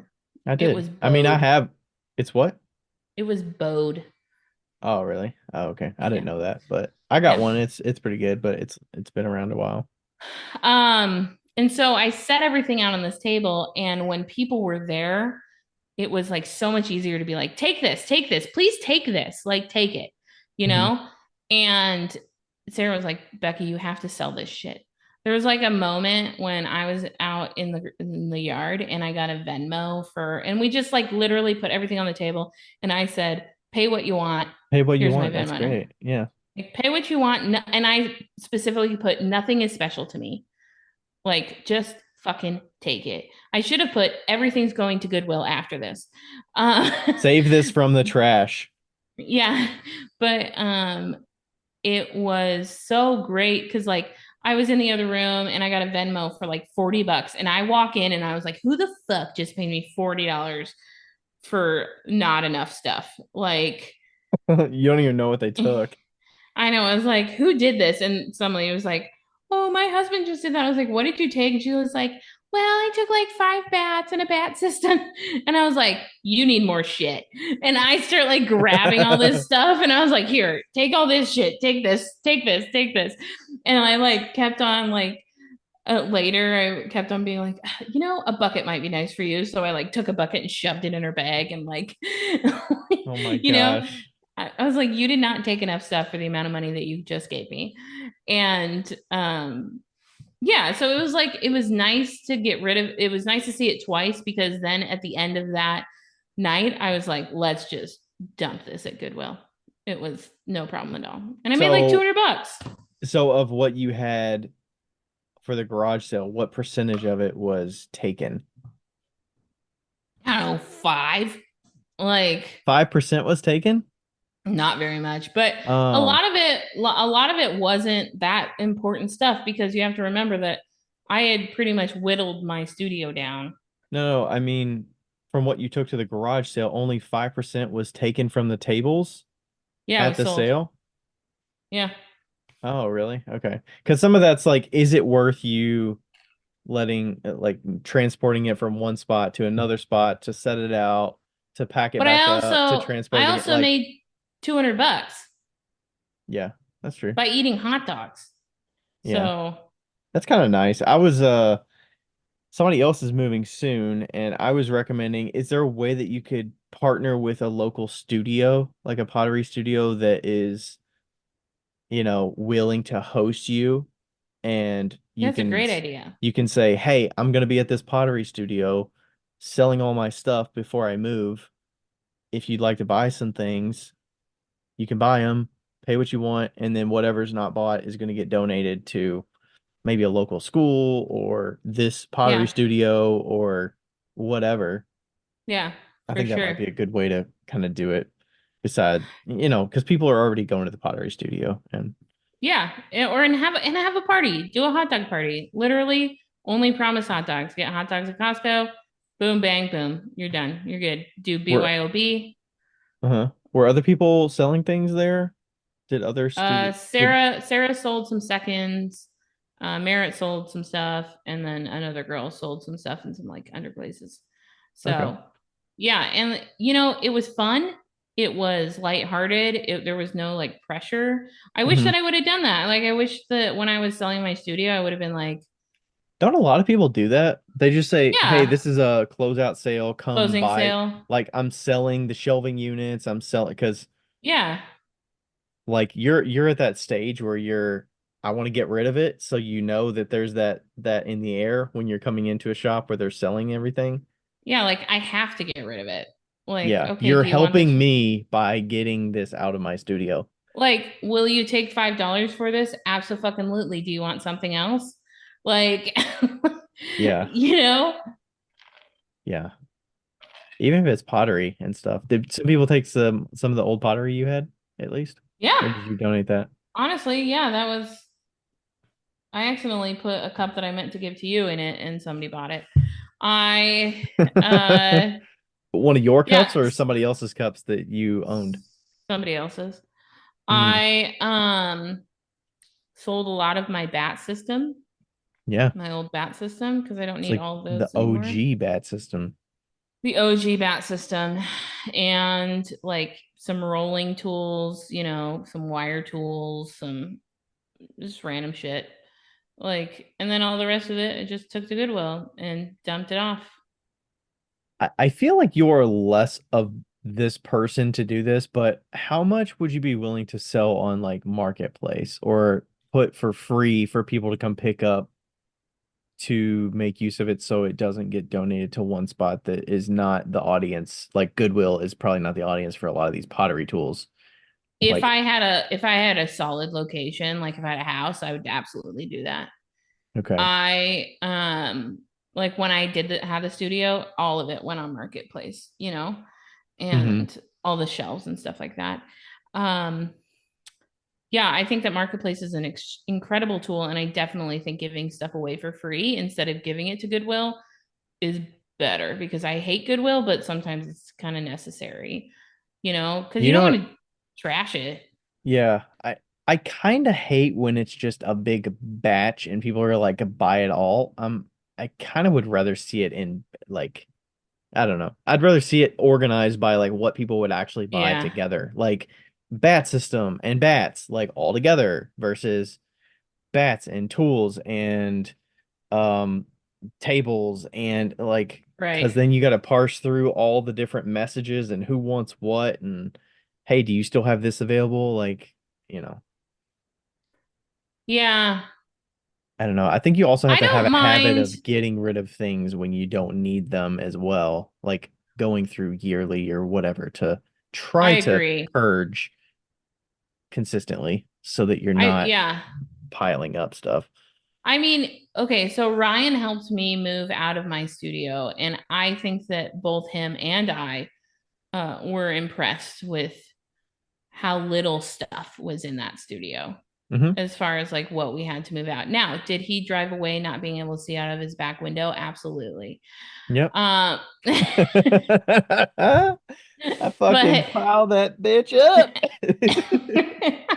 he was like, I don't want you to give this shit away for free. I'm taking it. I'm taking But this like, empty bin you were gonna throw away, this plastic bin with no lid. We're gonna make use of that. classic Carl. Um, Rachel's using that as we speak. It's in the garage with some of her stuff I'm for glad. her sales. But yeah, I think that like moving from one space to the next, you get better and better at having less things.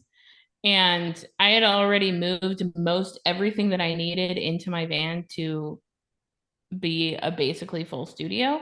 So I really didn't need that much, to put back into my van. Now I feel like I put a lot back into my van, and I will continue to probably go through it and take stuff out. But if you Hmm. can go through your studio and really think about whether you're gonna use it or not, it's such a good task to do yearly because Hmm. we all have shit that we're just like, oh yeah, I got that rib in 12th grade and I've just had it forever. It's like just get rid of it. Like you don't use it. You know You what I use keep four way tools, too. okay? Four fucking tools. Don't lie to yourself. Like You know what I keep way too long? what? Sponges. Oh my god, I fucking hate your sponges. I have some good ones that I keep in my wheel, like the big puffy ones that you got me onto. Yeah. But just little round sponges that have the little ground down. I don't, it just takes forever. I just don't throw those bad boys away. I need to, but I'm like, if somebody wants to throw in this third wheel, they got a spun. You know what I love is these 3-inch ones. When they're done, they're fucking done. They like tell you they like grow a hard spot on them or something, or they completely deflate, and they're like, "Bitch, I'm fucking done. Throw me away."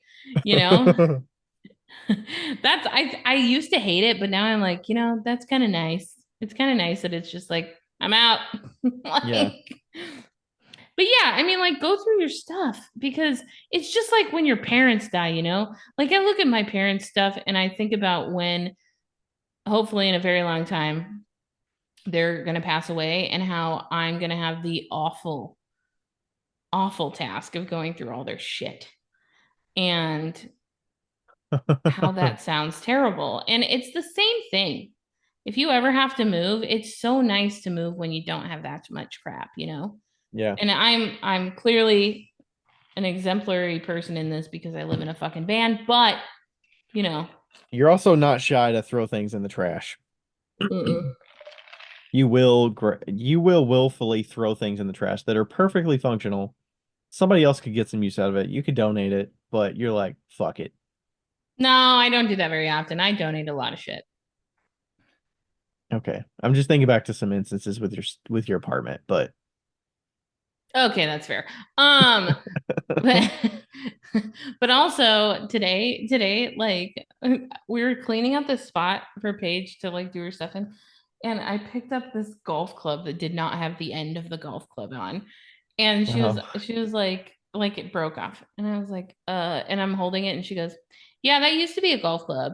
And I look at her and I just put it in the trash and she just kind of like giggles. And I'm like, That's I have funny. no fucking time for this shit. I just pictured like taking it and like sticking it in the garden so you can use it for like a trellis or something And to have that's the tomatoes difference grow. between you and me. Yep. I'm like, what could I use this for? Obviously, you're not going to put another club head on it and use it, Yeah. but Yeah. I mean, it's really hard to like separate yourself from the things that you have. And if you're one of those type of people that wants to hold on to everything, I encourage you to find a friend that isn't attached and have them help you. It's yeah, extremely important for, kind of need like a neutral third party that's just, yeah, all right, let's tackle this area. How do we feel about this? Need it? No. Want it? No. yeah, exactly. And like, it's like yesterday we cleaned out the studio, Brandon's like wood area, and I was like, okay, I am going to go through here and throw away everything I know for a fact is trash. And that's one step that he didn't have to do that was like easy for me to do because Hmm. I picked up a like used zip tie on the floor and I picked up, like just random shit like that. You have those things, you just don't see them all the time because you're living in it. Yep. Yep. You're accustomed to it. Yeah.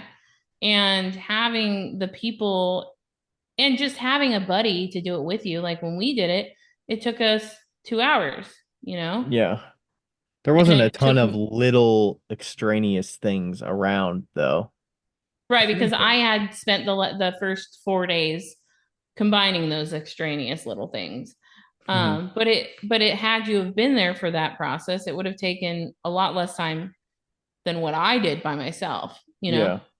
And I'm sure I have boxes back on my shelf that have a bunch of those extraneous things in them from moving into this house that I have not looked at since they got set on that shelf in 2.5 years.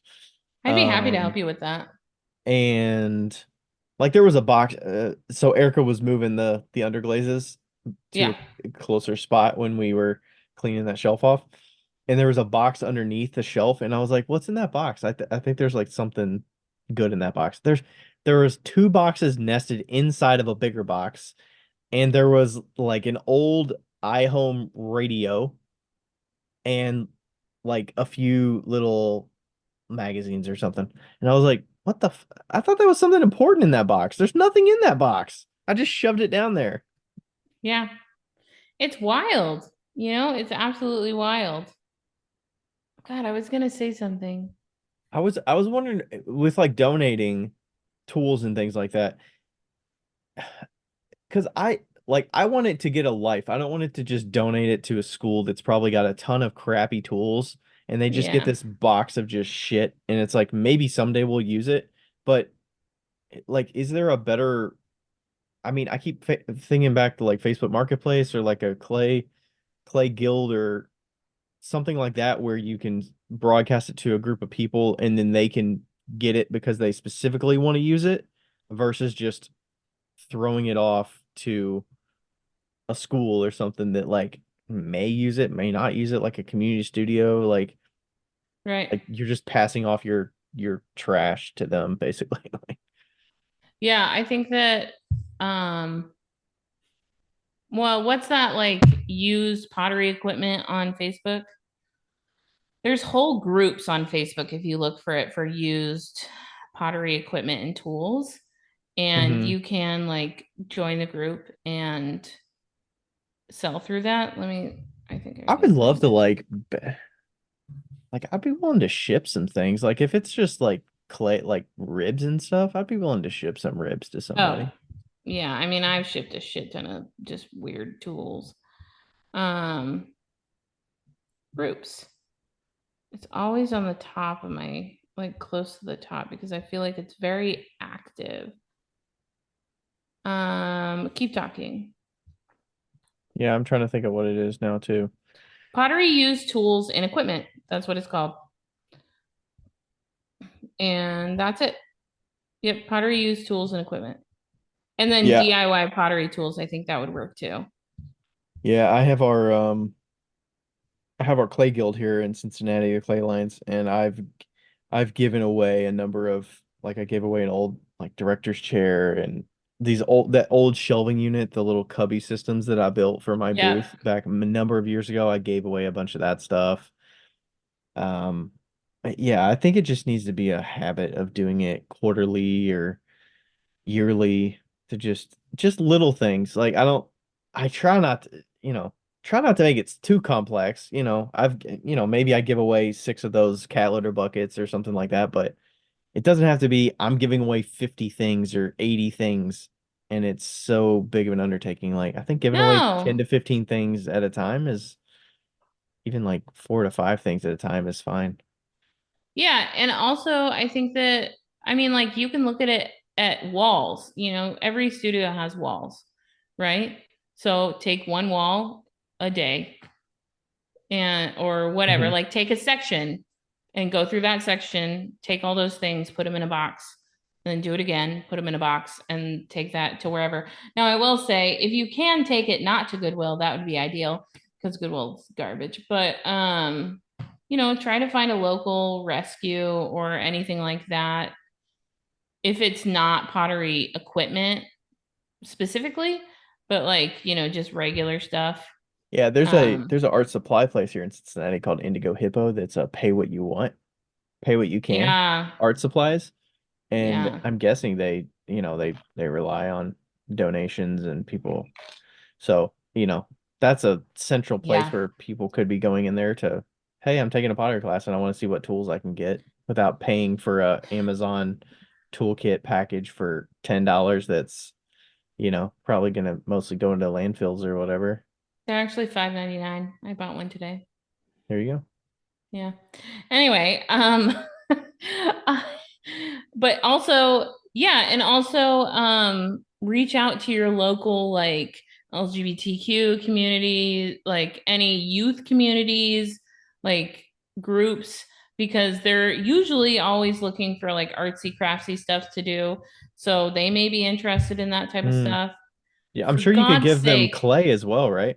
We didn't even talk about clay, getting rid of clay and glazes and stuff. Oh yeah, Did you get rid of some clay?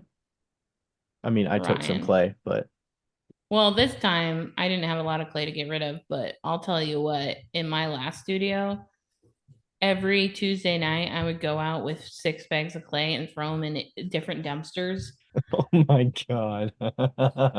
Like You also I lived in the used, city, so it yeah, you couldn't just dump them in the woods or the something. woods. I threw away so much fucking dry clay. And we're not talking like clean, clean, perfect clay. We're talking like dry fucking scraps, reclaim. I threw away so much clay. And then all my glazes I dumped on one of my friend's properties. You probably shouldn't have said that. It, it Dude, wasn't just glazes, it was all clay as well. Glazes are just stuff in the ground anyway. It's fine. I'm sure I I think didn't I've kill given away anything. It but was all dead. I think I've given away buckets of glazes sometimes, but Yeah, you can put a no out and some people will take them. You know, I've had somebody come and take stuff too. I just have always had to move in certain time frames and mhm. sometimes that just doesn't work out. Um Yeah. I was thinking I just take a test towel. If you have a test towel, just put the test towel with the bucket and just be like, "Hey, yeah, here's what I got. for Come the pick it up." glazes. Yeah, for the glazes. Yeah, I mean, like I was lucky in the sense that when I moved the first time out of not out of my home studio, but out of the big studio, I there was a new ceramic studio like moving in literally 20 miles away, and they took a lot of my glazes and they took a lot of chemicals and shelves, and I probably didn't pay them enough. They didn't pay me enough, but um, yeah, Yeah. so Yeah, that you was had really nice. I think you got some glazes from Rebecca at one point too, though, right? So she must have Yeah, been getting rid of some buckets, some yeah. mystery glazes. And then I ended up giving that to this my studio mate that's still in that space. So yeah, I never had to move those buckets either. That was a prime. Yeah, how how much did you feel about the chemical kind of thing? Because I know chemicals do fluctuate in price, especially with certain chemicals these days. Do you feel more like that's kind of the opposite of the wheel in certain situations. Like those can appreciate in price because of Yeah, they're losing their availability. You know, people as far as I know, a lot of those materials last a long time too if they don't get wet and stuff like that. yeah. So, you know, they're kind of timeless in a way. Did you I mean it's kind of hard to price them appropriately without getting going crazy because there's so many materials, but how did you do that? I did not right. I can tell you that. Not correctly. Um I think I was just like, you want to pay 200 bucks? And he was like, sure. So I don't know what number I said. It was such a long time ago, but I was giving a lot of chemicals away. I mean, they took a trailer back. Wow. Because I think some of it, you know, like 50 pound bags of certain things like plaster, like that's pretty cheap. Certain like silica and all that, like feldspars for the most part, not Custer feldspar these days, but you know, certain materials like that are fairly cheap. Like taking, you know, $5 a 50 pound bag, you'd be like, hey, $5 for that, $5 for that. You Yeah. know, the raw materials, I'm sure you could go online and figure out what the cost is. I think I know I've bought some dry materials from IMCO before, I believe. IMCO. That would be something on those like material. I mean, yeah, you'd have to look up the cost of materials. Can we talk about molds really quick while you're looking that up? Oh, it's called the website is called clayimco.com. I M think it's like the letter M or IM? IMCO. Okay. It's I think it's out in California. So they sell a lot of raw materials. I bought some different raw materials from them before. But they, you know, they got prices and stuff like that. Oh yeah, that's good to know the prices. That's one place that you can go to look at prices of stuff. You said molds. Honestly, molds, pick Barium. them up for free or throw them away. Barium. Throw them in your Okay. pond. Do Bury them. something. Do not pass them along. Yeah. Did you see that did you see Melanie got a big batch of molds? I did. I told her, I mean, I think she's gonna do it, but I told her doing a weekly mystery mold a week. That's good Instagram content, honestly.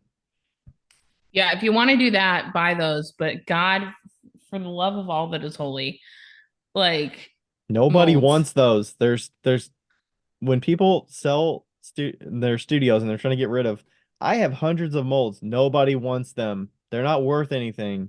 If And somebody can come take them, if they let's do want them, they're hoarders and they shouldn't have them. No, I'm kidding. I don't know. But if they do want them, they maybe don't know what they're getting into. like this whole thing of like no shit you see listings with hundreds of molds sitting around and they stay listed because nobody wants them. And molds go bad after time. So like Yeah. when the more you use them. So I would of suspect if you're in course, a more humid place too, it probably goes bad probably quicker as well. degrades. Yeah. Of course, there are people obviously that want molds. Of course. But But there I are would say, very few people that want them more so than the yeah, people that don't want them. And the people that get asked, the number of people you have to ask before you land on somebody that wants them is probably like 10 to 1, 20 to yeah. 1. So I mean, like if it was me with molds, I would bury them in a forest somewhere. I guess that's probably bad for the environment. I would throw them away. I would put them in a dumpster. I don't know what I would do. I like figure out the best way to dispose of them that doesn't hurt things. Um, yeah, Yeah, I don't know what to tell you. Molds. Yikes. rough, rough. Okay, let's see what else. What else? What else? I Shelves. I was gonna yeah, shelving units. I mean, I feel like those are pretty reason.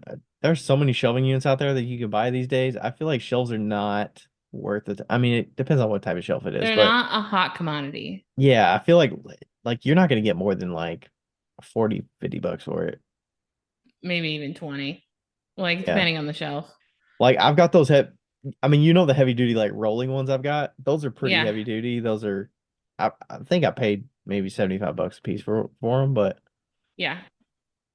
they're pretty big. But yeah, most of those like wire shelves that's maybe got some MDF board dividers or the metal wire racks. Maybe you paid 200 for it when it was new, but the size of it and all that, like I don't think you're gonna get 100 for that.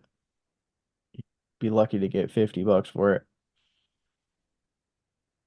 Yeah. And usually you're a little limited on who's gonna get them because of the size of them, especially if they're already put together. For sure. Yeah, you might have to take them apart and stuff like that. I think we've all sold shelves, but that is a Facebook Marketplace situation. I say shelves are good for Facebook Yeah. Marketplace. I bought a number of shelves off Facebook Marketplace. I Yeah. fucking love it. No shortage of shelves on there. Mm-mm. No siree. And the thing is, if your shelf is like pretty unique, you never know what this person's going to use it for, but like,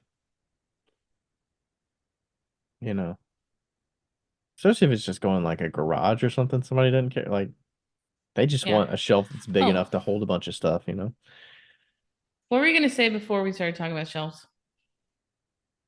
Um, I don't know. Okay. Speaking of Facebook Marketplace, I was gonna say if you are going to sell like a kiln or a wheel on Facebook Marketplace, make sure it's as detailed as possible. For the people that actually know what they're getting, like, for the actual potters. Because like you want to have a picture of the little template or the little The plate, plate on the side. You want to have a picture of the front of the like where the control panel is. You want to have a picture on the inside, on the outside, and like if like the plug, you want a picture of the plug, the actual prongs. clean the Um, fucking wheel. clean the goddamn wheel. Clean It's the gonna wheel. look much better and it's gonna be much more sellable if it's fucking cleaned. Yeah, clean the wheel. Uh yeah, and even on a Don't wheel, take it, don't take a photo with a potato. Take a good fucking photo. All good yes. photos. Don't make a photo with a potato. Um, You've seen those photos on Craigslist or whatever on Facebook yeah, Marketplace. People do not take good photos. I don't know what it they're is, garbage. but Yeah, but like just do your due diligence to put as much information there as possible because the better the information, honestly, the better the experience for the selling I think you process. said wheels, but I assume you mean kilns too. I think you said kilns because you said the inside and I did say kilns. Yeah. okay, yeah. Yeah. Yeah, But same for wheels. especially the brick quality and like take photos of the shelves that you're giving them if you're selling kiln shelves. Like show them what those look like. Don't just be like it also includes shelves and stilts like, you know, Put a measuring tape on the kiln while the lid's open so they can see how wide it is, like how big the interior is and yeah. how wide the bricks are. Don't put a photo from like the website on Scut that's like the brand new kiln photos. Like don't put those photos in there. People want to see the actual kiln. Well, I mean, I think it's good to put those photos, but after the photos that you've put. Yeah, I think it's the real kiln and then maybe that as a reference if people want to know like yeah. the wiring or the specs on it. Yeah. If it's new enough to have specs. So, Yeah. yeah. What else? Are cones and stilts and furniture worth money? Yes. I mean, probably not much, but yes. I don't know how much also. But yes. I feel like people throw like kiln sitter cones. I got some kiln sitter cones from the lady that I got those shells from, and I'm like, oh, whatever. She was giving me some cones, and she just gave me the whole box of cones that had self-supporting cones and standard cones and kiln sitter cones. I'm like, I'm not gonna like just leave these here, but Phones don't go bad, man. You know, they can live forever. they truly don't. Yeah, And stilts are like amazing. Like you can never have enough stilts. really? You Wait, can you're have talking enough about 12-inch stilts. Posts. I'm sorry, posts. posts. I'm like stilts. Do people use stilts? I don't. Yeah, I feel like Posts. I get a bunch of stilts and I never use them. The like three pronged things, you know. Yeah, it definitely depends on what you're doing. Um, yeah. What about like buckets and like do you sell that kind of stuff? Like empty bucket, like 5 gallon buckets and you know, It depends on how much if you paid for it, you know, I guess. But typically no. I mean, I would say no, but I get like soy sauce buckets and shit like that. I spent $5 for a stack of 10 buckets at a garage sale once from a guy who owned a Chinese restaurant. I think that's like use a bucket to collect what you're gonna take with you. Yeah. Like fill a bucket and tell me how Yeah, much you fill a want. bucket. Fill Yeah, a bucket, pay exactly. what you want. I should have done that. Fill a bucket. Yeah, because they can get them at a dollar store. It's not like, you know, The lids are what's the pretty penny. yeah, the lids. Yeah. Oh, wait, did we say clay? Did you say you did give away some clay or sell some clay or no? I don't know if I sold clay or not. I know you said you got rid of a bunch of clay, but that was reclaim. Like if you had brand new boxes of clay, like you didn't go all the way across the country with like hundreds of pounds of clay in your vehicle. No, but I knew when I was leaving, so I think that I probably just like slowed down what I was buying. So it like zeroed out at the end, you know? Because when like I'm moving homes, right? So if I go from the one home to this home and I have 750 pounds of clay, I mean, you could sell it, No, just move it. But also but like just if you yeah. know that you're moving, if you know that you're moving, I would like use as much clay of what you already have as possible because there's bound to be weird unmarked like bags somewhere and I would get it down to as little as possible because moving clay is awful. So like Yeah. so try to like wind it down as much as possible and then when you buy your next batch you have like clean fresh clay. Because a lot of times we tuck clay into like nooks and crannies because we're like, okay, I we know know I we're do. only gonna need to get that clay out bag at a box at a time. But when you got to Yeah. get out all the boxes from that nook and cranny Yeah. to move Rough. it to another nook and cranny, it's like, fuck. Yeah. Like if you Yeah, it's rough. like I think I saw Rebecca and Francesco like load theirs into their basement, and I think they Oh, I've get done that. 2,000 at a time or a It's thousand at a time, awful. and they got to go box by box and just trek it, trek it in there down the steps. Ugh. Merritt was like, I will never have a studio upstairs ever again. Hucking clay upstairs sucks. I was worried about that with the new house because it's all in the basement, so you have to go like there's not a quick way. At the old house, it was in the garage and you pull in there and then you just offload, you know, Yeah. half load it onto a cart, roll it over to the spot, drop it off. Here we gotta walk every box down the hill into the studio. But, sometimes I do pack it into the garage and just offload it in the garage so it's a little more weather sealed. And then, you know, some days I'll move 2 to 3 boxes at a time until that Could you stack like is gone. could you like stack it onto your lawnmower or something? Like We could probably get an attachment for the lawnmower. a little trailer hitch. Yeah, we could probably get one of those dollies or something that we can hook up to it and move it. But That's where what I would would we do. roll it to though? Because there's not really I mean, we could roll it to the bottom of this part where the sidewalk meets, I guess. Yeah. And then you'd still have to walk it, you know, 50 to 70 feet into the house. You know what I would do? You know what I would do at your house? I'd make a goddamn slip and slide for that clay. I would make I would I would like From set where? up from the top of the grass and I would set it up so that it had something to stop it at the end. And I would just roll it down. I would like slide it down the hill, catch it, stack it, Have you slide it seen down, catch it, I'm, su- stack it. I'm sure you've seen those at I think I think they have them at I know they have them in airplanes in the bellies of airplanes, but I think they also have them sometimes on those trucks where it's metal and it's really flexible and it's got the Yeah. wheels, so it's like a conveyor, it's like a movable conveyor and you can put things on it and it'll just slide on those like nice wheels and Dude, make a clay slide. Are you kidding me? That would be so fucking great. you just have to control the slide so it's not too fast because if it gains momentum, that clay box is going flying when it hits the bottom. True, true, true.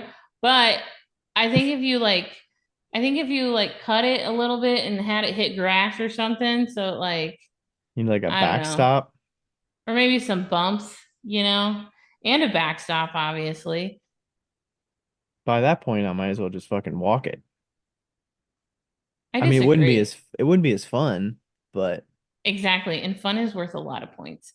So, I mean, some of that is also, I'm capping it 1,000 pounds at a time. Like, I'm also sometimes getting 500 pounds. Like, right, to me, the not having to take as many boxes at once and take up the physical space in the studio, sometimes 500 pounds is enough. yeah, 10 for boxes is sure. not a small chunk, especially with two different clay bodies. I mean, 1,000 pounds of a single clay body is a lot when I've got two that I'm throwing. So, Well, since you have those stairs, you could get one of those dollies that goes up and down the stairs. yeah. I mean, I do have that heavier duty rolling cart now, so that can roll like, I roll the big propane tank up and down the hill with that. I mean, we can put clay boxes on there and roll it to the end of the thing. Yeah. I think we've done that Anyway, before, but what else? Do we have anything else to talk about? We're at like 2:15 almost. how do you um I'm trying to think of how do you set yourself up so that you're like, do you move into a studio thinking about it that I'm going to be moving out of this at some point. So there's certain decisions that you make going into it. No. Because I think that that impedes shelving decisions. Like if I was like, Like oh, if you can't get the shelf in and out of the studio without disassembling it, for instance. yeah, or if I have to like drill holes in the wall, if I have to like put things permanently someplace, I don't want to have that hinder my decision because I know that that's a better decision. Oh, also, this is a tip for if you this is just a tip for now. The dollar store has dollar store shower curtains and they are obviously $1. But I put that behind my wheel whenever I move into a studio and I suggest everyone does that. I just staple it into the wall. And that way any splatter that goes over a splash pan, it just hits the shower curtain and never the wall. Hmm. Okay. I like that. That's my like most valuable advice of this Mm. episode. I mean, thinking about that, I'm glad that we painted our floors. This is more of a moving in tip, but painting the floors in the concrete floor, because obviously you're not going to redo that once you get in there. Yeah. I think that was a good move Mm-hmm. to make sure it's a little more cleanable as well as looks nicer. Yeah, for sure. So, Um, yeah. Are you going to I be in can't. another studio that you can think of that you're going to have to be moving stuff in and out of? I mean, your van is in a way a studio, but Yeah, I don't plan. I mean, unless I can get some land for real cheap, I don't plan on like having things that are stable anytime soon, other than like months of stability. So like 5 months or whatever. hmm. I'll be at the Beals for September, 4 months. So Nice. yeah, well, off and on. But yeah, no, I'm just really happy that I moved out of my first studio so I didn't have a bunch of shit in it when I moved out again because that would made it very easy, you know? Hmm. So Well, I mean, you moved out of your home studio to the big studio, I've moved but a lot of I would studios. suspect that was like nothing because you're moving to this massive space that you're gonna need Yeah. items to fill the space. Yeah. But it still was a lot of moving. We had to rent like I borrowed a trailer from a friend and Yeah. moved all my buckets and stuff. I mean, we kind of lucked out with moving homes because we had an overlap of a couple months when we owned both homes, Right. and I was able to move little by little. So I did take the wall approach where, look at the wall and take the wedging table area that's got glazes here, it's got raw materials up here, it's got clay to the left of it, and then like took care of those things, like take a few glaze buckets and then take some other things like, boxing up and just little by little dwindling it down. This table and everything underneath it, take that, stack it, stacking bisqueware, stacking glaze pots, like, Yeah. I think also a big thing for me now and forever is I will never, ever move reclaim. Reclaim or dry scraps. Nope. Nope. Nope. even if Nope. you had a Nope. 5 gallon, like I keep it 5 gallon, I go no more than 5 gallon bucket. Nope. No? Start fresh. Really? Start fresh. Okay. I'm a start fresh type of lady. Oh, you're So definitely start fresh. Yeah. yeah. There was something else I was thinking. Do you purge bisqueware every now and then? Oh my I God, t so much. I So tend to much. stack up bisqueware on this shelving unit and I have it. Do you just throw it away? Because Yep. sometimes I'm like, oh, maybe I'll use that for test. I mean, I have been using some bisqueware in the soda kiln for tests to fill the kiln because I don't want to take the inventory from my regular stuff for shows. But If you want a really good use for your bisqueware, especially right now, throw it in the garden. Yeah, it's Like good. Yeah. you can put it at the base of like raised beds instead of rocks. You can, uh, yeah, you can put it in the garden and at the bottom, smash it up and put it in the bottom of plant pots because it is better than rocks because it soaks in the water and slowly releases. Um, Hmm. the I am a huge believer in throwing away pots and throwing away bisqueware or like getting rid of it somehow. So, Yeah. I think that's what I probably need to do a big purge of. yeah, yeah. That stuff piles up.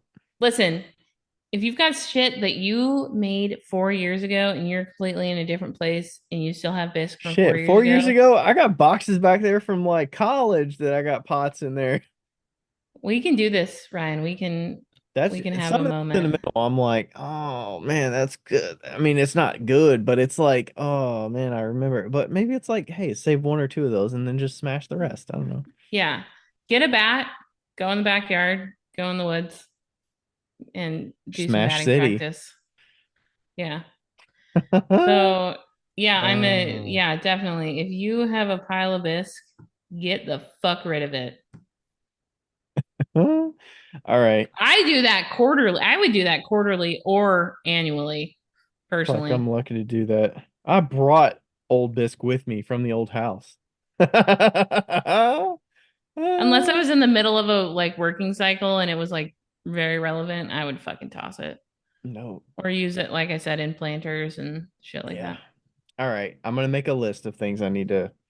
But make sure you break it, by the way. It's really important to break it. Yeah. There's a shard pile over at NKU, and Hmm. we broke quite a bit of stuff. There was a bat also in proximity with Yeah. some goggles, Yeah. a little batting practice. Yeah. Yeah, there's a at the beginning of at the front of the tilted kiln, there's like a bed that you would normally put plants in that people throw their pots against the wall and it's just a shard pile. It's not Mm, bisque, it's all glazed. But yeah. yeah. All right. I'm gonna put that on the calendar. I need to do that. Yeah, you do. Sweet. Okay. I think that's it. Do you have Yeah. any last words? Nope. You incentivized me to smash some shit and clean out the studio bit by bit. If if literally anything we got out of this is a little spring clean, Yeah. then that was worth it, right? Yeah. I mean, the thing is, I bring back a bunch of shit from your studio, and then I see the junkiness, and I'm like, yeah, I don't like the junkiness, but some of it I can live with. Some of it I'm like, hey, I gotta Yeah.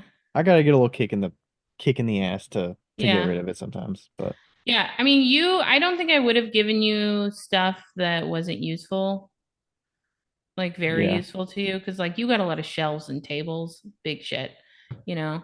You yeah. got some small stuff, but it's all useful stuff. But I mean, it's good that I didn't get to see what you took for the garage sale because I would have been digging through that for about an hour, oh and I yeah, probably would have taken a lot of it. So yeah, I'm glad that that was kind of like out of sight, out of mind.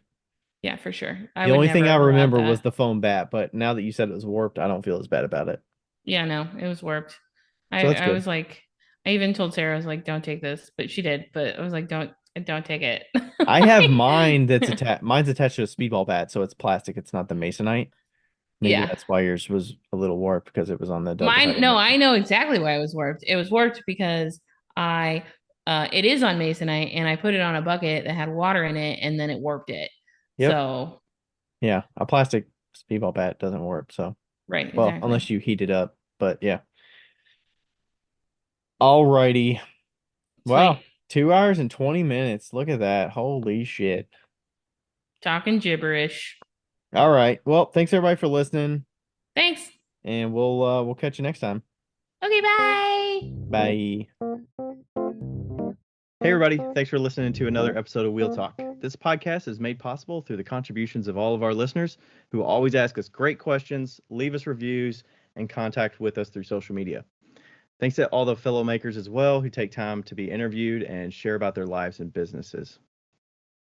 And thank you to Ashley from Boldover Ceramics and Lindy from Lindy Garner Ceramics for their assistance on the Whale Talk Podcast Instagram.